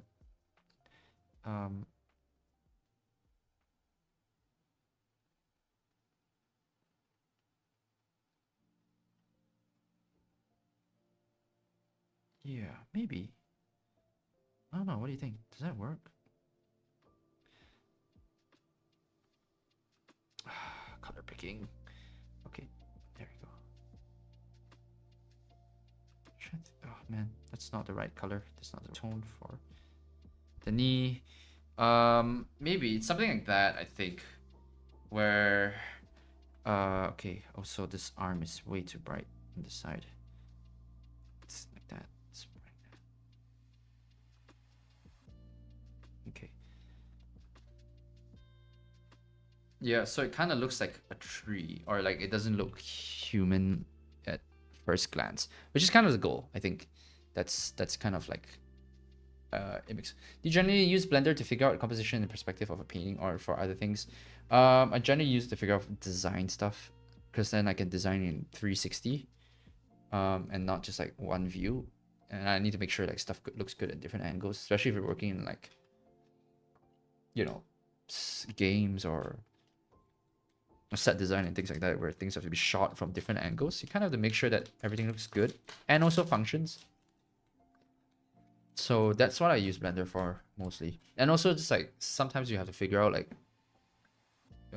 for like let's say layouts in animation, you kind of have to figure out whether, or like set design in a movie, like what I do, you kind of have to figure out what the camera lens that the director or the cinematographer is using when you're designing a set, to make sure that like everything is in frame, or like things make sense as far as like scale. You can't make the room too big or too small, things like that. So Blender is really good for that kind of thing, and especially if you want to like light stuff realistically for, you know, whatever work reasons, then you would definitely use Blender. I think that's what it's really really good for.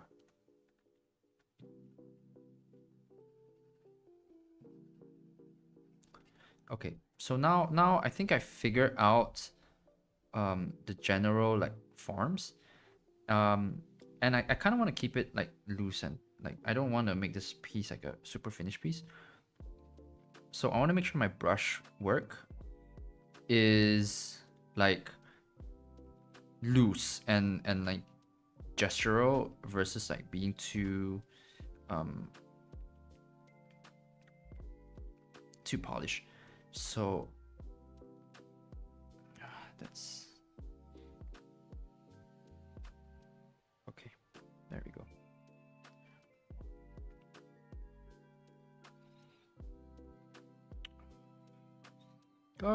Color picking. There we go. I think there's a way to change this button in the middle to be like a advanced cursor setting. No, is that what it is? No, that's not it. Because color picking on this is kind of annoying. There we go. Tap this. No. Eyedropper. Tapping this. Ah, okay. Cool. This this does this what tapping this with the okay. Hey, that's cool. I just learned this. So if I tap this button here, this little like widget in the middle here, can you see what I'm doing? With the my finger, and then I tap with the Apple Pencil. I get to color pick. Hold on. Oh, there we go. Oh, okay, that's cool. Okay, okay. Hey, I learned something new today. I'm learning a lot of stuff about Procreate today. It's because I'm forcing myself to paint with this. Because any other time I would just be like, fuck this, and then just go to just jump over to PC. Okay, cool. Let's keep working. So, thinking about these shapes, but I also want to add in my. I need to clarify this part here a bit more, and then I'm gonna start thinking about design. Well, that's weird to say that, but I've been So this part of the body isn't actually as.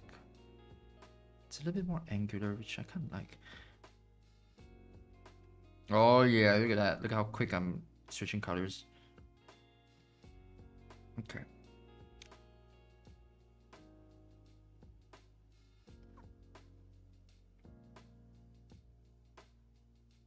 Mm-hmm.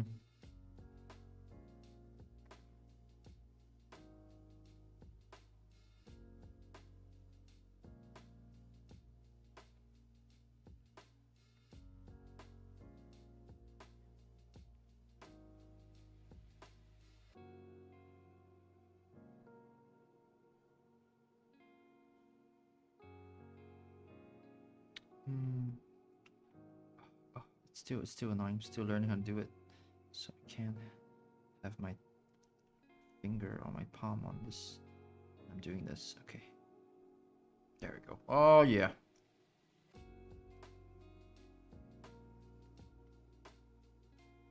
Okay, cool. Okay, I need to figure out how to make this actually look cool. Now it just looks like a dude. It just looks like a random like guy. So I kind of have to figure out the design of this now. And I know not figure it out, but I kind of have to zhuzh it up now. First of all, this side of his head needs to be fixed.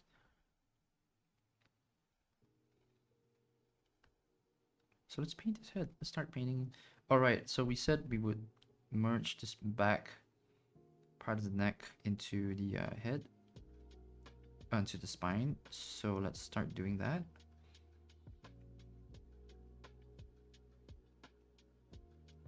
Oh, so everything is really monochromatic now. So we'll have to fix that.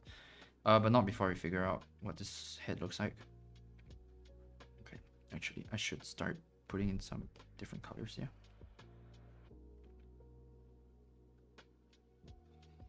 So adding some variation, tone, hue variation to shadows, just to make sure it's not so like one note.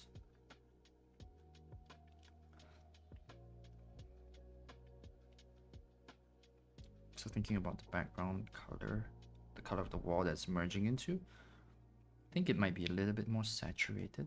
So we have like some color in here. That's good. Okay. Yeah, look at that. Look at that blue.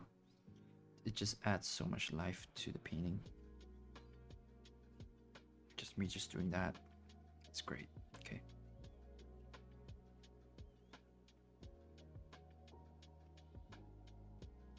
I think the ground is going to be like just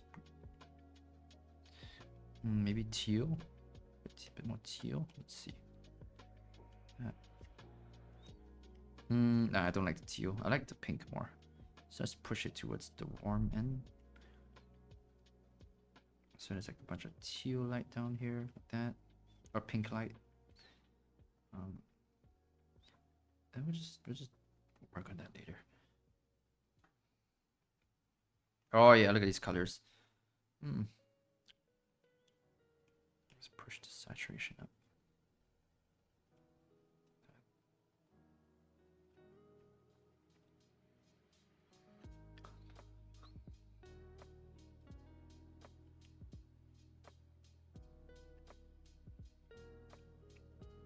Design in Blender seems like a really good idea. I always seem to struggle when trying to do full concept art layout from single sketch. Seems like that would fix that. Yep, I think it would.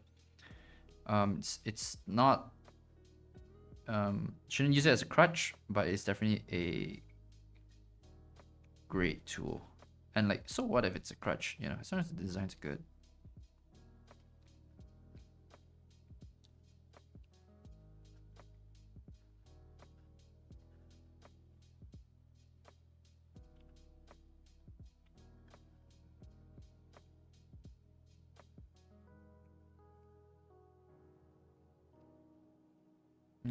Be careful to not make these shadows too saturated. Just have a little bit of color on the edge of it. Okay, cool.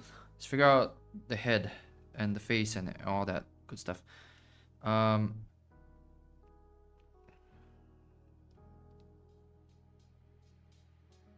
work on a new layer for this one, just to like make sure that I don't mess it up too much.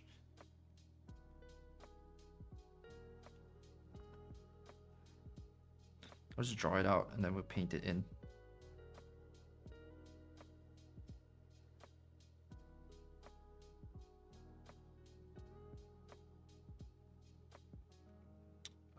So a lot of that eye stuff.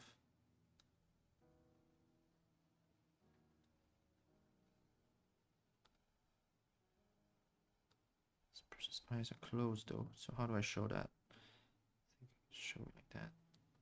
Oh well, let's just figure out the design first. And the head goes in like that, right? Okay, I can paint over a lot of this line art, so it's fine. Yeah, top of the head. Maybe it's like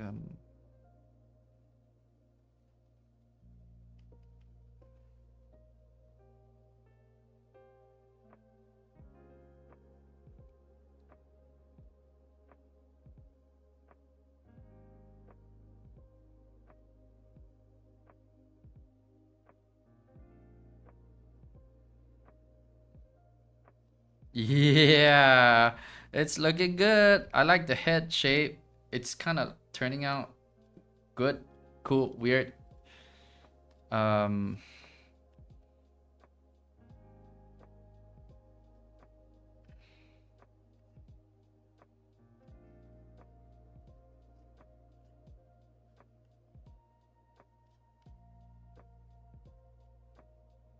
wonder if I should just make this head shape like that, super angular. Yeah, I like that. And then we can like kind of, I'm semi-painting, semi-drawing, which is my favorite kind of like painting, where it's like, oh, there's also line art in the painting.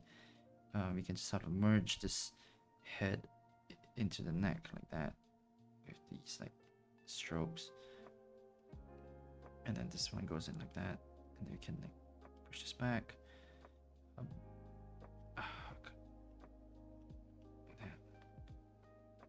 Cool. And then we can paint some of this line art out. But I do want to keep that striation. I think it's really cool. So, like, let's make it seem more painted in rather than drawn in, yeah?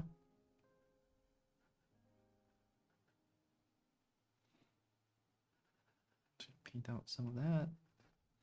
And then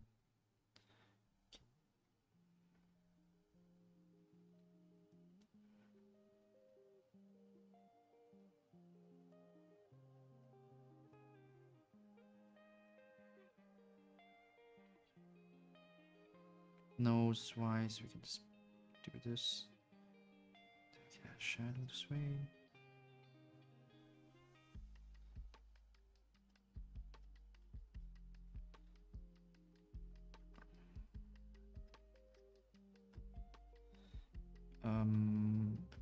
Let's delete some of that back here.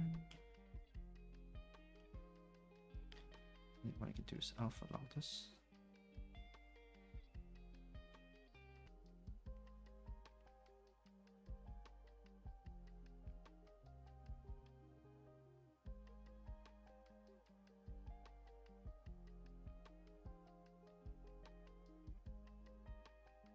Cool. Yeah.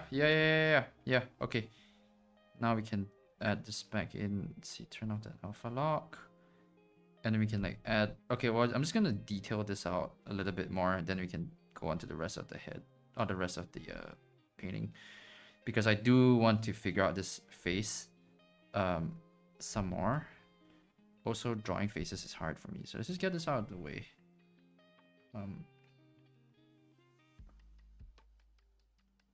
And like I want to make sure I get that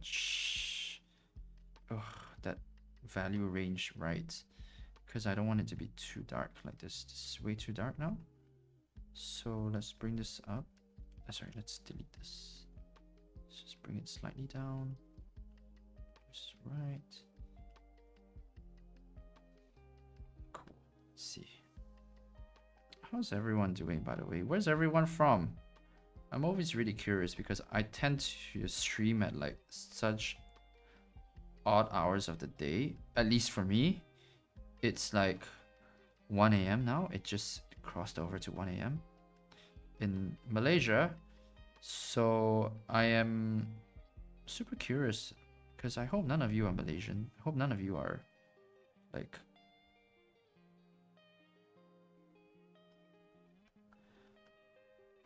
in my part of the world. Because what are you doing? Go to bed. Go to bed.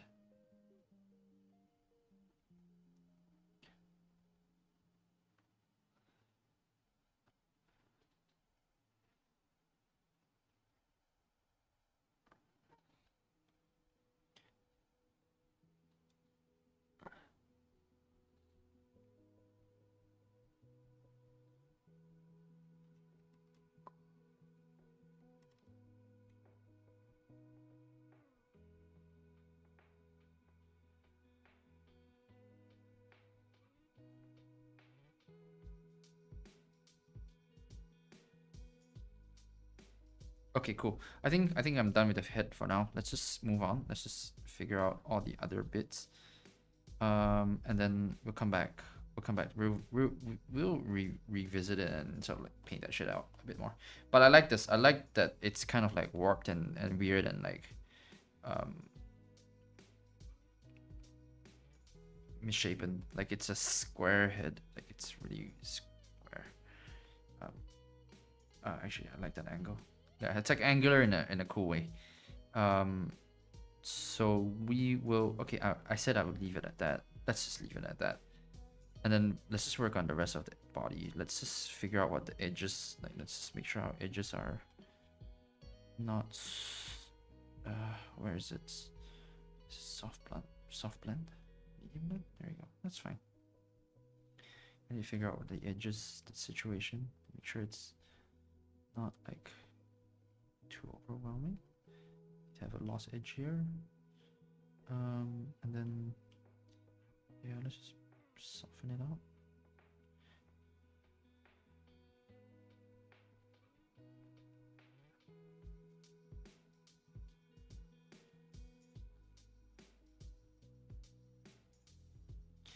And I want this hard sort of like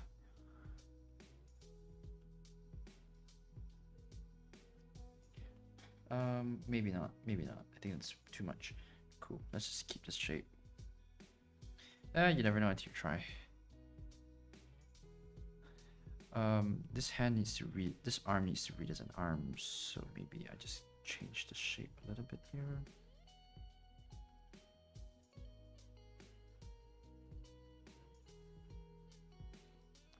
Oh, hungry. 7 p.m. here. Oh, Malaysian. God damn it. Go to bed. Go to bed. I'm from Canada. That's a nice normal time to be up in Canada. The Netherlands, cool. Yeah. Yeah, it's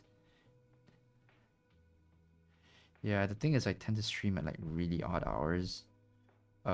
There's a time where I woke up at like 5 a.m. and then I just like, what do I do? It's like, oh, let me just like, I was gonna do some warm-up sketches. Like, let me just like do warm-up sketches on stream, I guess. I just like stream it and just hang out and chat before I start my day, basically. So are you gonna stream at this time? Is this like a regular hour for you? Is this like when you normally stream? It's like, hell no.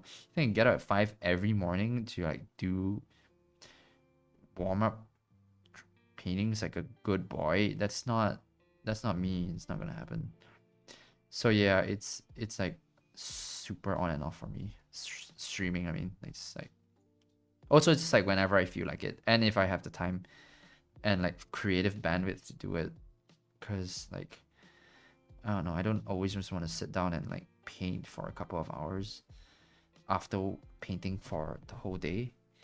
I kind of sometimes just want to sit, like play Baldur's Gate or something, you know.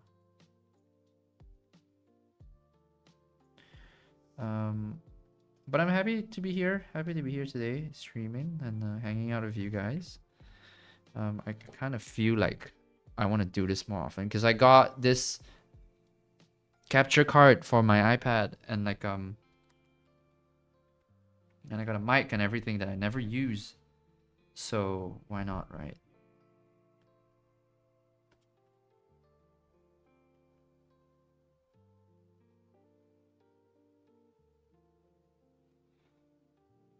Oh, so thanks for not bringing out my upload schedule. Not one person has asked me when I'm uploading the next video. So thank you for that. And the answer is this Saturday. But thanks for not asking.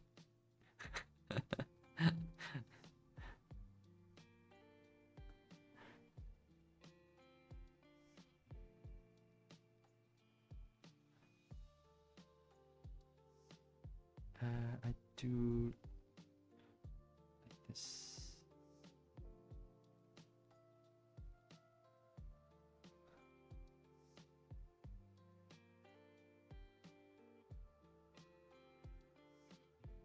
Too metallic. I think this body is way too, there's too much contrast. Let's bring that down a little bit. Also clean up the shape here. Yeah, this arm is like, I know I wanted it to be like weird and like kind of unnatural, but it's kind of bugging me because it is so unnatural. And it's like, oh man, this elbow is pointed the wrong way. I really want to fix it. Like my brain is telling me to fix it, but I know I shouldn't, because that's what we wanted to do, right? Cool. Let's see. Let's fix this arm here. Let's work on this arm a little bit. If this statue clothes to like, or not clothes, but like stuff on it, ornamentation, garments, stuff I can put on their body to like make it seem like it's like a holy relic. Do you get wrist pain sometimes from drawing? Not as often as I used to, because I'm really good at taking breaks. Also, I tend to draw. I use a large Intuos. That's medium, but it's like larger than, you know, an iPad, which helps with like drawing with my arm. I've been really good about drawing with my arm and not my wrists. So that helps a lot. And also I draw with no pen pressure, because you can't do that for a very long time. It's not sustainable, at least not in my experience. So I've been taking measures to like not develop wrist pain, or like not have that wrist pain, not aggravate whatever damage I've already done to my wrists, which is like, you know, extensive. I've been drawing for a very long time, for extended periods of time. And when I was young, I was like, oh yeah, that's okay. That's cool, and it's totally okay. And you would feel it, like, oh, it hurts a lot, and you would fight through the pain, and then you wake up the next morning and your wrists are fine because you're young and you're made of adamantium at that age.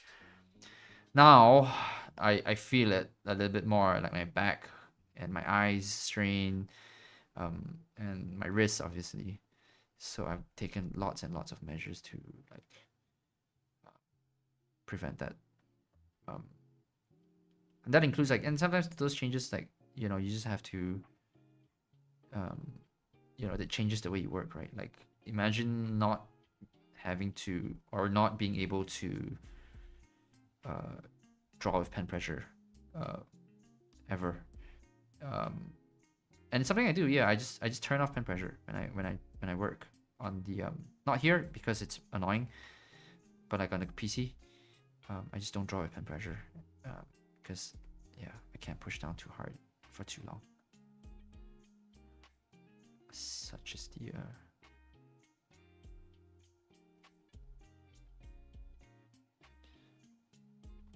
yeah, and I also take lots of breaks. Like I never nowadays I don't draw for more than like 45 minutes at a time. Like I'll do 30 minutes. Like I have the timer thing.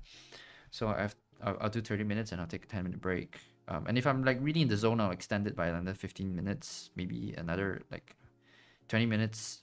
But I tend not to draw for more than an hour at a time.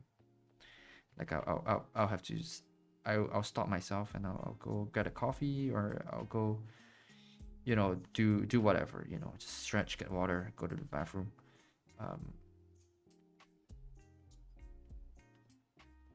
And then come back.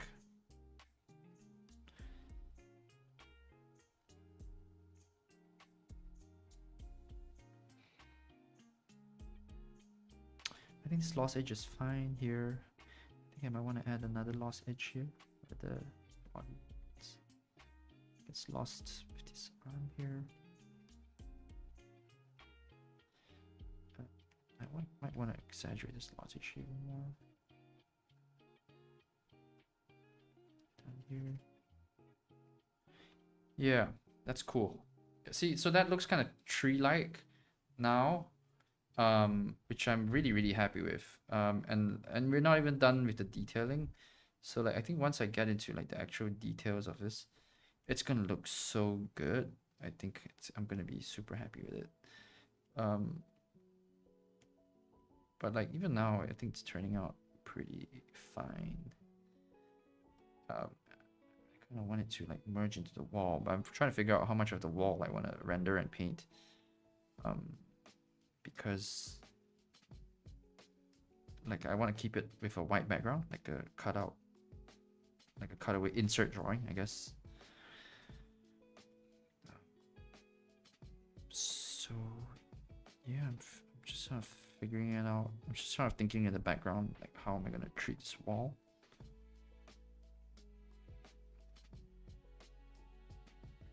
Just want this edge to be really hard, and then I can add like let's see if I'm gonna do this.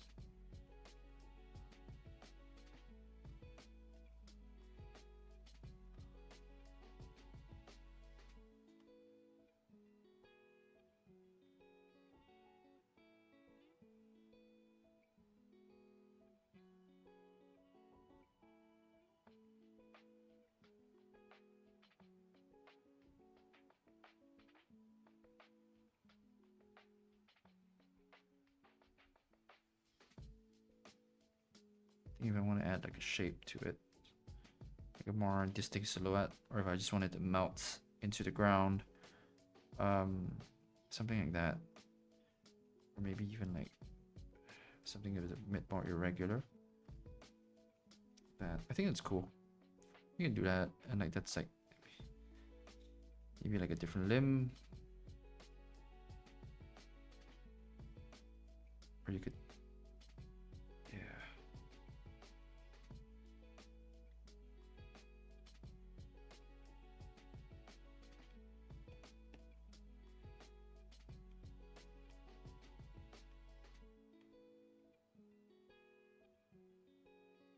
So, this way.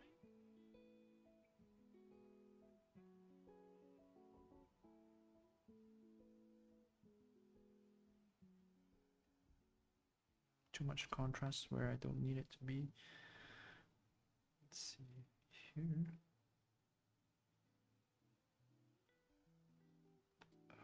A little bit there. Just a bit here. Nice.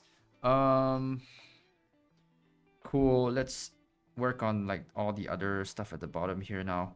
Do I want to do? Trying to think about. Yeah. Okay. So let's just do like a bunch of like. Let's look at the sketch again. So there's like a wall back here, and I'm trying to think about how to paint this wall without painting the entire wall, because I need to show this thing blending into the back. So it's like I need this thing to like, I need to draw, I need to paint, I need to indicate that this is like a wall somehow. I wonder how I'm doing that. Um,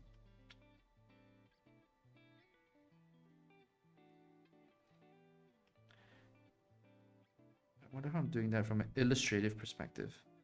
Maybe it's just white. Maybe I'm just taking white and I'm just like blending it out. Yeah, right? So that kind of looks like it's going into the background. Maybe something like that. But it kind of like feels like it's just, you know, like I gave up somewhere in the middle. Or maybe I just have to paint that arm. I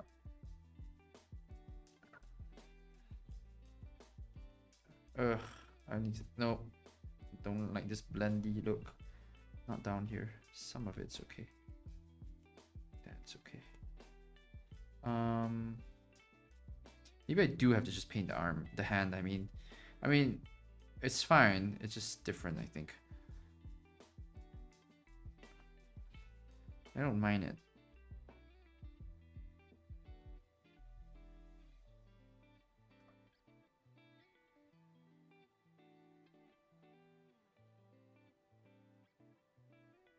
Right, because then it looks like that.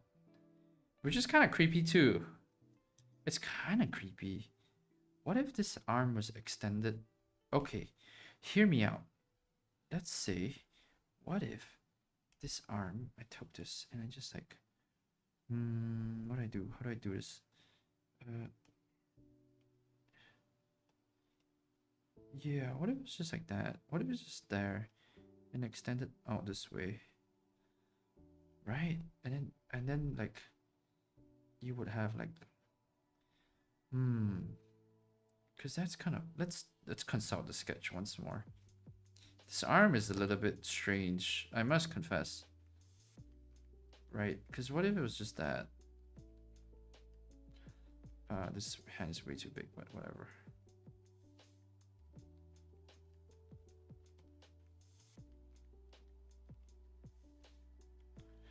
Right? And then you would have like, it would hold like flowers. Yeah, that's cool. Okay, let's stick with that. I like this idea. Okay, great. Oh man, I love painting on a single layer because I get to just like do this. Man, I don't get to paint on so the thing with Botanic Punk is like, it's kind of a guilty pleasure of mine to paint on a single layer and not have to like think about stuff too much. Because like if I just need to fix something, I'll just fix it. I'll just paint over it. You know, it's not a big deal. Like this isn't so hard.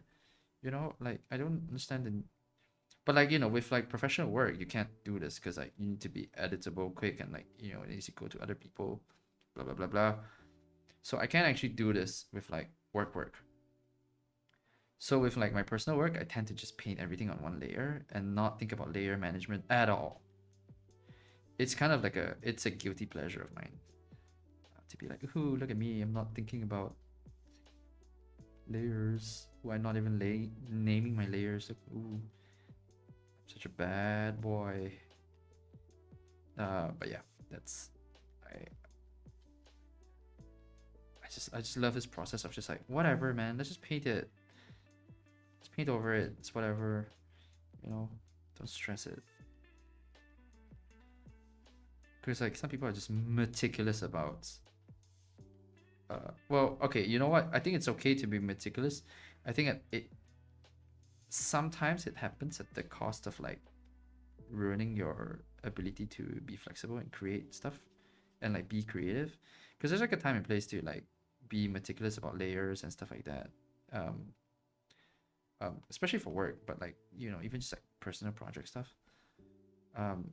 But then like, you know, you gotta be able to make quick shifts like that in like the work. And if you can't, because like, oh man, I have to like turn down too many layers and stuff like that, and you don't even bother trying it out because it's just too many layers to move around, that's when I think it gets bad. But you know, I think for the most part people are. Say, I'm just gonna delete that previous layer because I don't care. Yeah, I think it's good. I like this a lot more. And then you know that this person can hold like a bunch of. Okay, so I think this design benefits from having a really straight, non-organic like plinth. Do you know what I mean? Like I think it just benefits from doing this versus like having lots of fancy shapes. I think having something geometric like that, like really sharp and like the shape design being like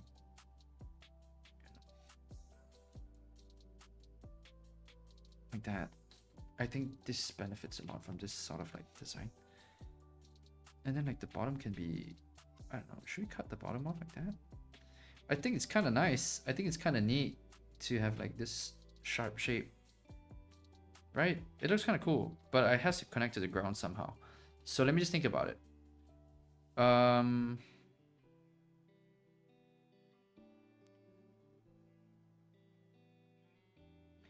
think this is okay. We'll just work it like that. And then you can have like, your guy there. Beautiful. Okay, cool. Now I need to think about whatever's down there, all the other extra like, you know, all the flowers and stuff that people leave. So I'm thinking something like an orange, so it's like complementary, but also like white flowers. So maybe like a pale blue flower.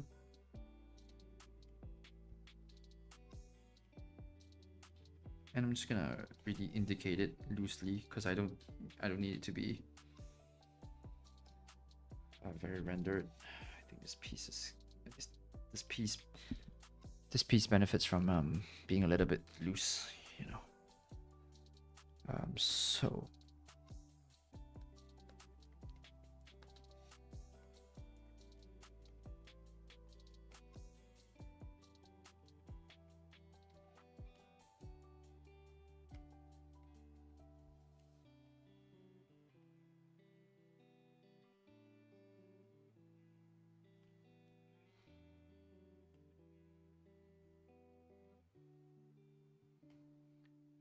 desaturated green. Let's make it closer to gray.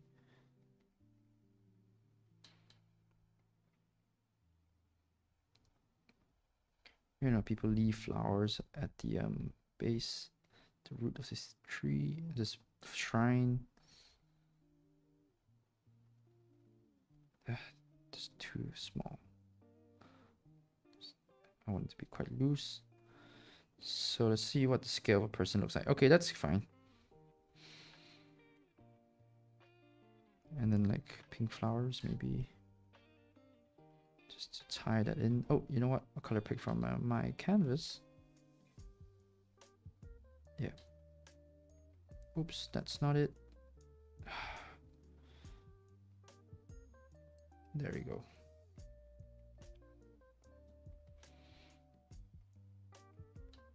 Wondering if candles is a bit much. I think flowers is fine. I think flowers are okay. You know what? Let's just try it out and let's see. Let's make a new layer and let's put some candles. Candles. Let's see. Straight candles like that. Maybe. Yeah. I mean, it's kind of nice. It's got a Warhammer-ish feeling now with the candles, but I don't hate Warhammer.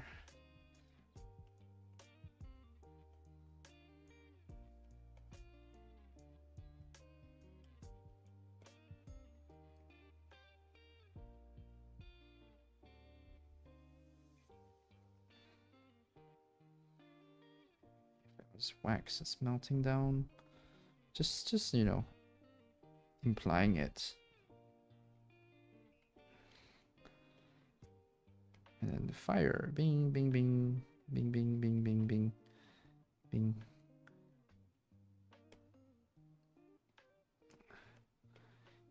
Yep, I am cooking with this.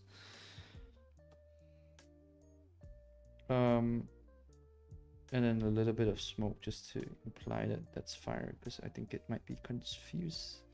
It might be misconstrued for something else. So we'll just do this. I think that works. Yeah, boy. Put some hardage in the smoke. Oh, yes. That's beautiful. Look at that. Cool. All right. Let's see. Oh, what is that? I might have. Okay, cool. So what I'm gonna do is I'm gonna merge these down, and then I'm gonna start actually zhuzhing up this guy. You know, there needs to be some more sauce on this drawing.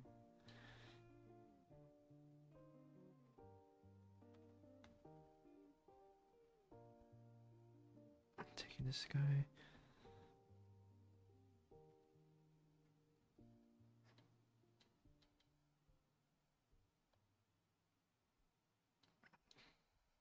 Oh, I said I was gonna try having the skull kind of be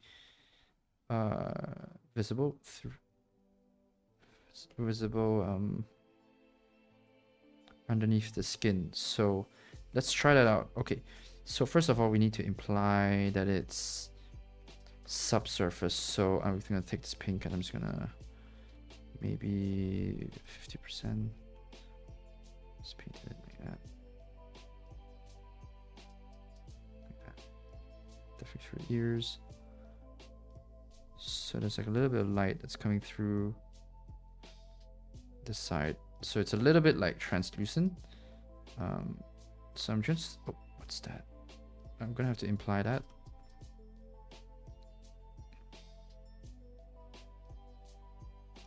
Like that. And then probably just imply that throughout the rest of the body as well. So a little bit of glow here. That. I do like the pink as the subsurface glow. So subsurface just means like, you know, something that's translucent. You can see light going through it. A little bit like an orange. The flesh of an orange. Like if you shine light through it. Or, you know, your fingers or your ears.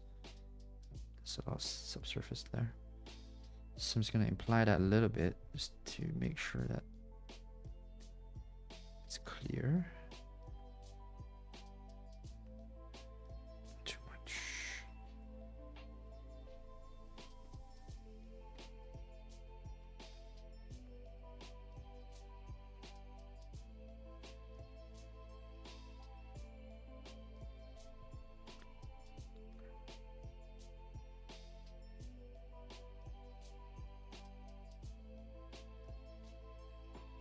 Right. Here as well. Great. And I'm just going to add some detail to the skin. Like that.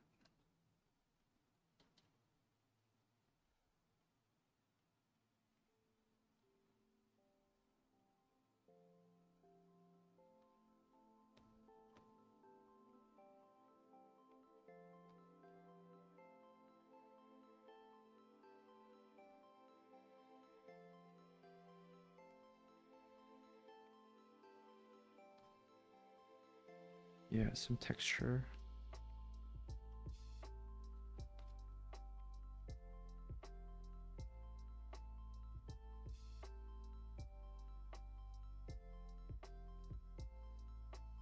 I think it was shape efficiency. This shape right now is not very efficient, so let's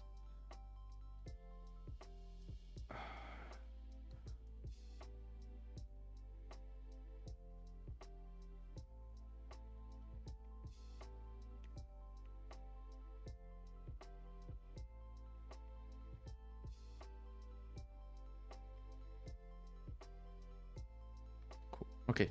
All right, let's try doing the skull underneath this head. Yeah, shall we? Before that, I need to actually just make this a little bit more translucent. So I'm just gonna make this head a little bit more.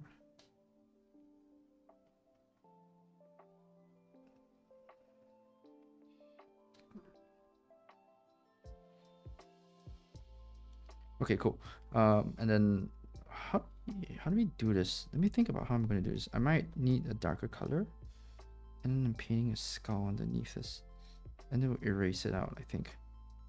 So, oh, you know what? Let's be a bit more. I think what I would do is do this.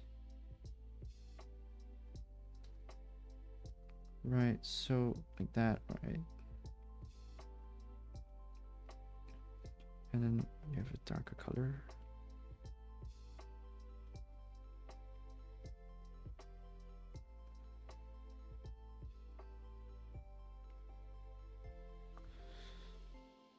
And then I would probably just like blend this out a bit. Like that. Keep orange. That definitely looks like there's something underneath it. Whether it looks like a skull or not, it's kind of hard to say. Because then I might have to render out a lot of stuff here. Back here. I mean, it's cool though, don't get me wrong. I like this. What if the skull was a lighter color instead of being darker? Not sure how much this works. I think it has to be a darker color. Nah, I think I got it actually. So it looks like there's something on the other side. Like that. Don't know how I feel about this head being made out of like this translucent gelatin basically, versus like, you know, it feeling a bit more matte. Because this looks like a bit more like a statuesque, but this one here, it starts to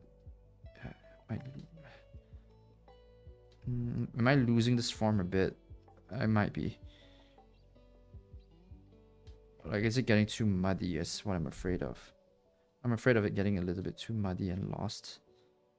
But I think I can fix it. I think I can make it work. Self-imply that there's a skull underneath.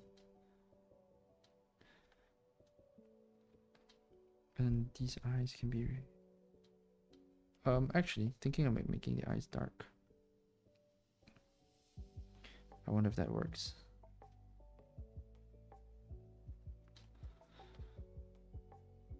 No dark eyes. But the rest is cool.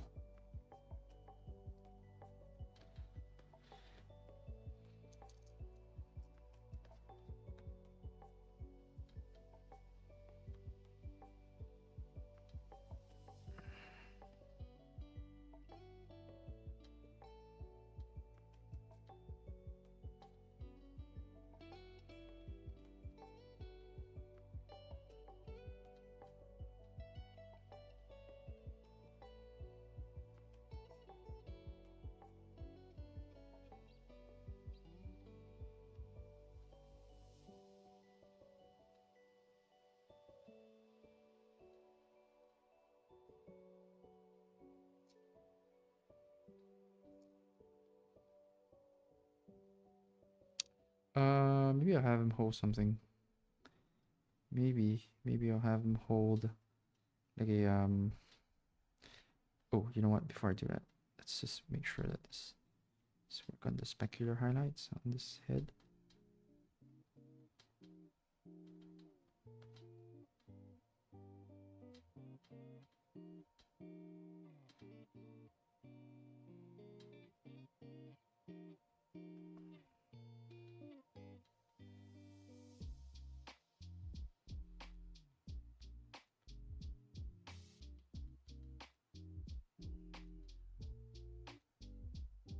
Alright, adding some highlight kicks here and there.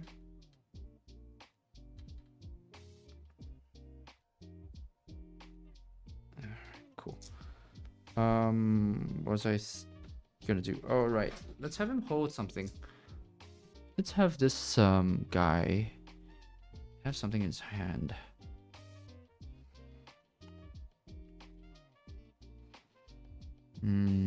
Like a like a garland or something. Something beautiful, you know, something nice.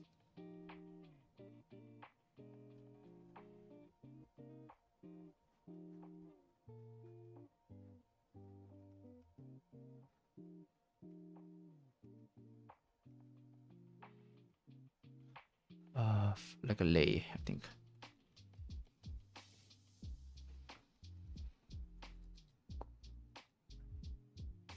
So it's pink.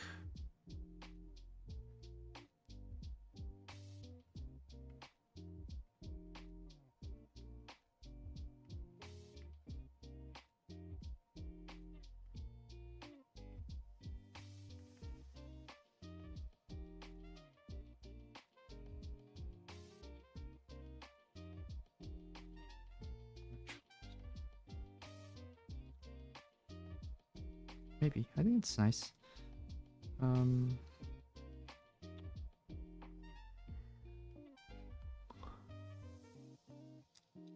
Yeah, maybe something like that. A lei would be cool.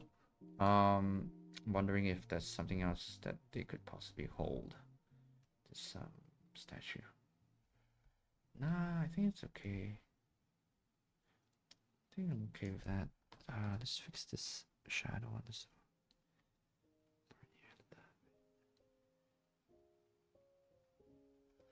All right. Hey, I think I'm pretty happy with the way this piece turned out. That's fun. I want to put him in the middle of a city. I think for now, let's see if I can imply that.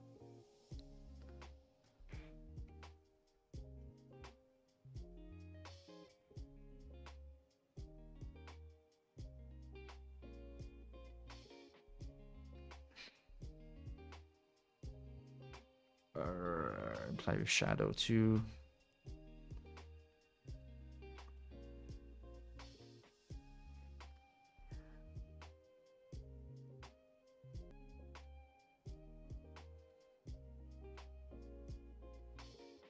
Maybe it's longer shadows like that. Yeah, okay. Cool. Let's do that. With this one here. Cut off velocity here. And then I don't know how I feel about having bricks.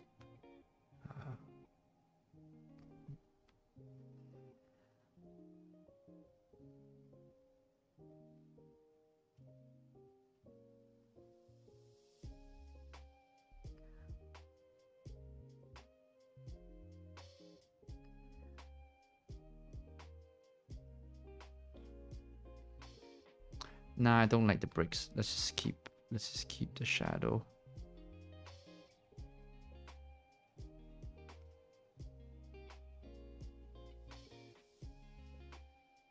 Let's just redo the shadow if that's the case. Oops.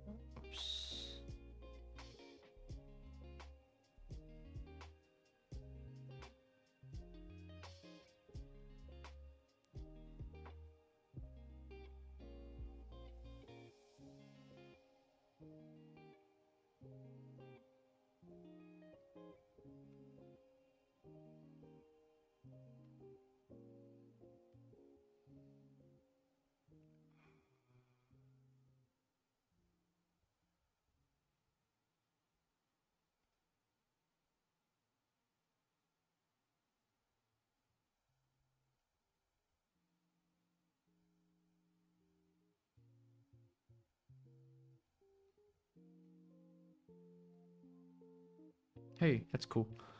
I wonder if that's too much color. Let's see. Let's use a curve.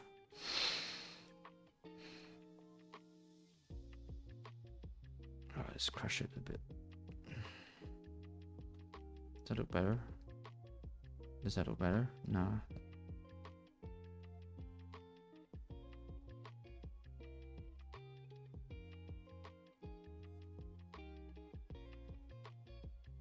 That's fine. I like it without though. Okay, let's figure out. Let's do well.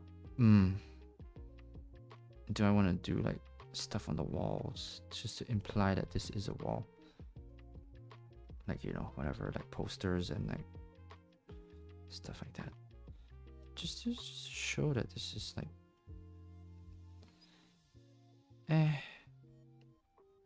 I don't know. Like that. Let's just like quickly figure stuff out. Nah. Oh, you know what? I kind of do dig it. I kind of dig this composition. Like it's like it's not as lonely. I think this feels very lonely. Maybe it's that. Yeah, why not? Why not? Let's just have something back here. Also, I do want to just pump the contrast. Let's just go hard on the shadows. That. Is that too much? Thinking, I wonder if it is too much. If I take this out and just move to keep this, maybe the shadows don't have to be too.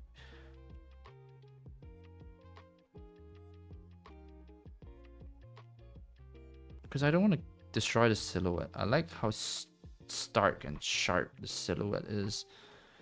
Maybe it's okay. Maybe I just have to like do this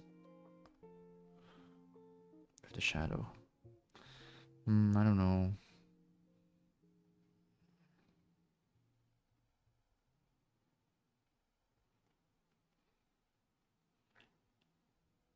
Yeah, okay, cool. I kind of like this. Let's just do this. This is really simple to do. This is not that hard. We'll just work on like, we'll just do poster, whatever, like, you know. It's 2 a.m. Is it really? Oh, it's almost 2 here, right?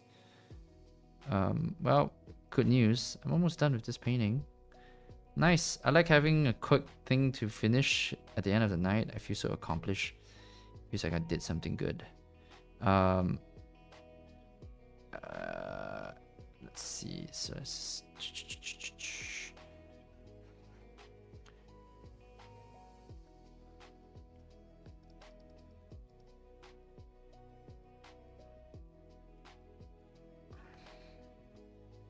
yeah, I think I have to finesse this a lot actually. And this doing on a computer because I have to duplicate and transform and do a bunch of stuff. Let's see, but we can just try it out now.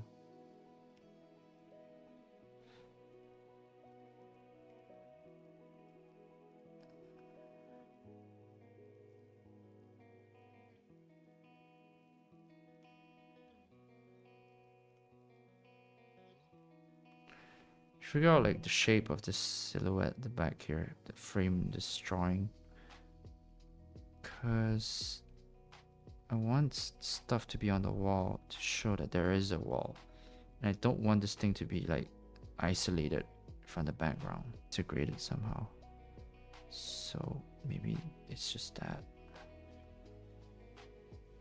It's like paper and it's like, you know, notices, things like that, you know, stickers.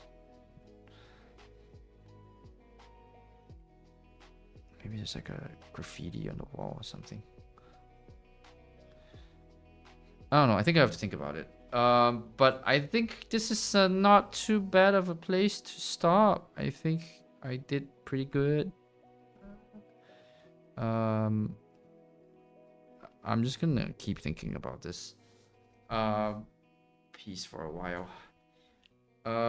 What else is there to do? Not much other than say thanks for hanging out. Thanks for watching. Thanks for chilling with me. Yeah, cool. All right. Bye.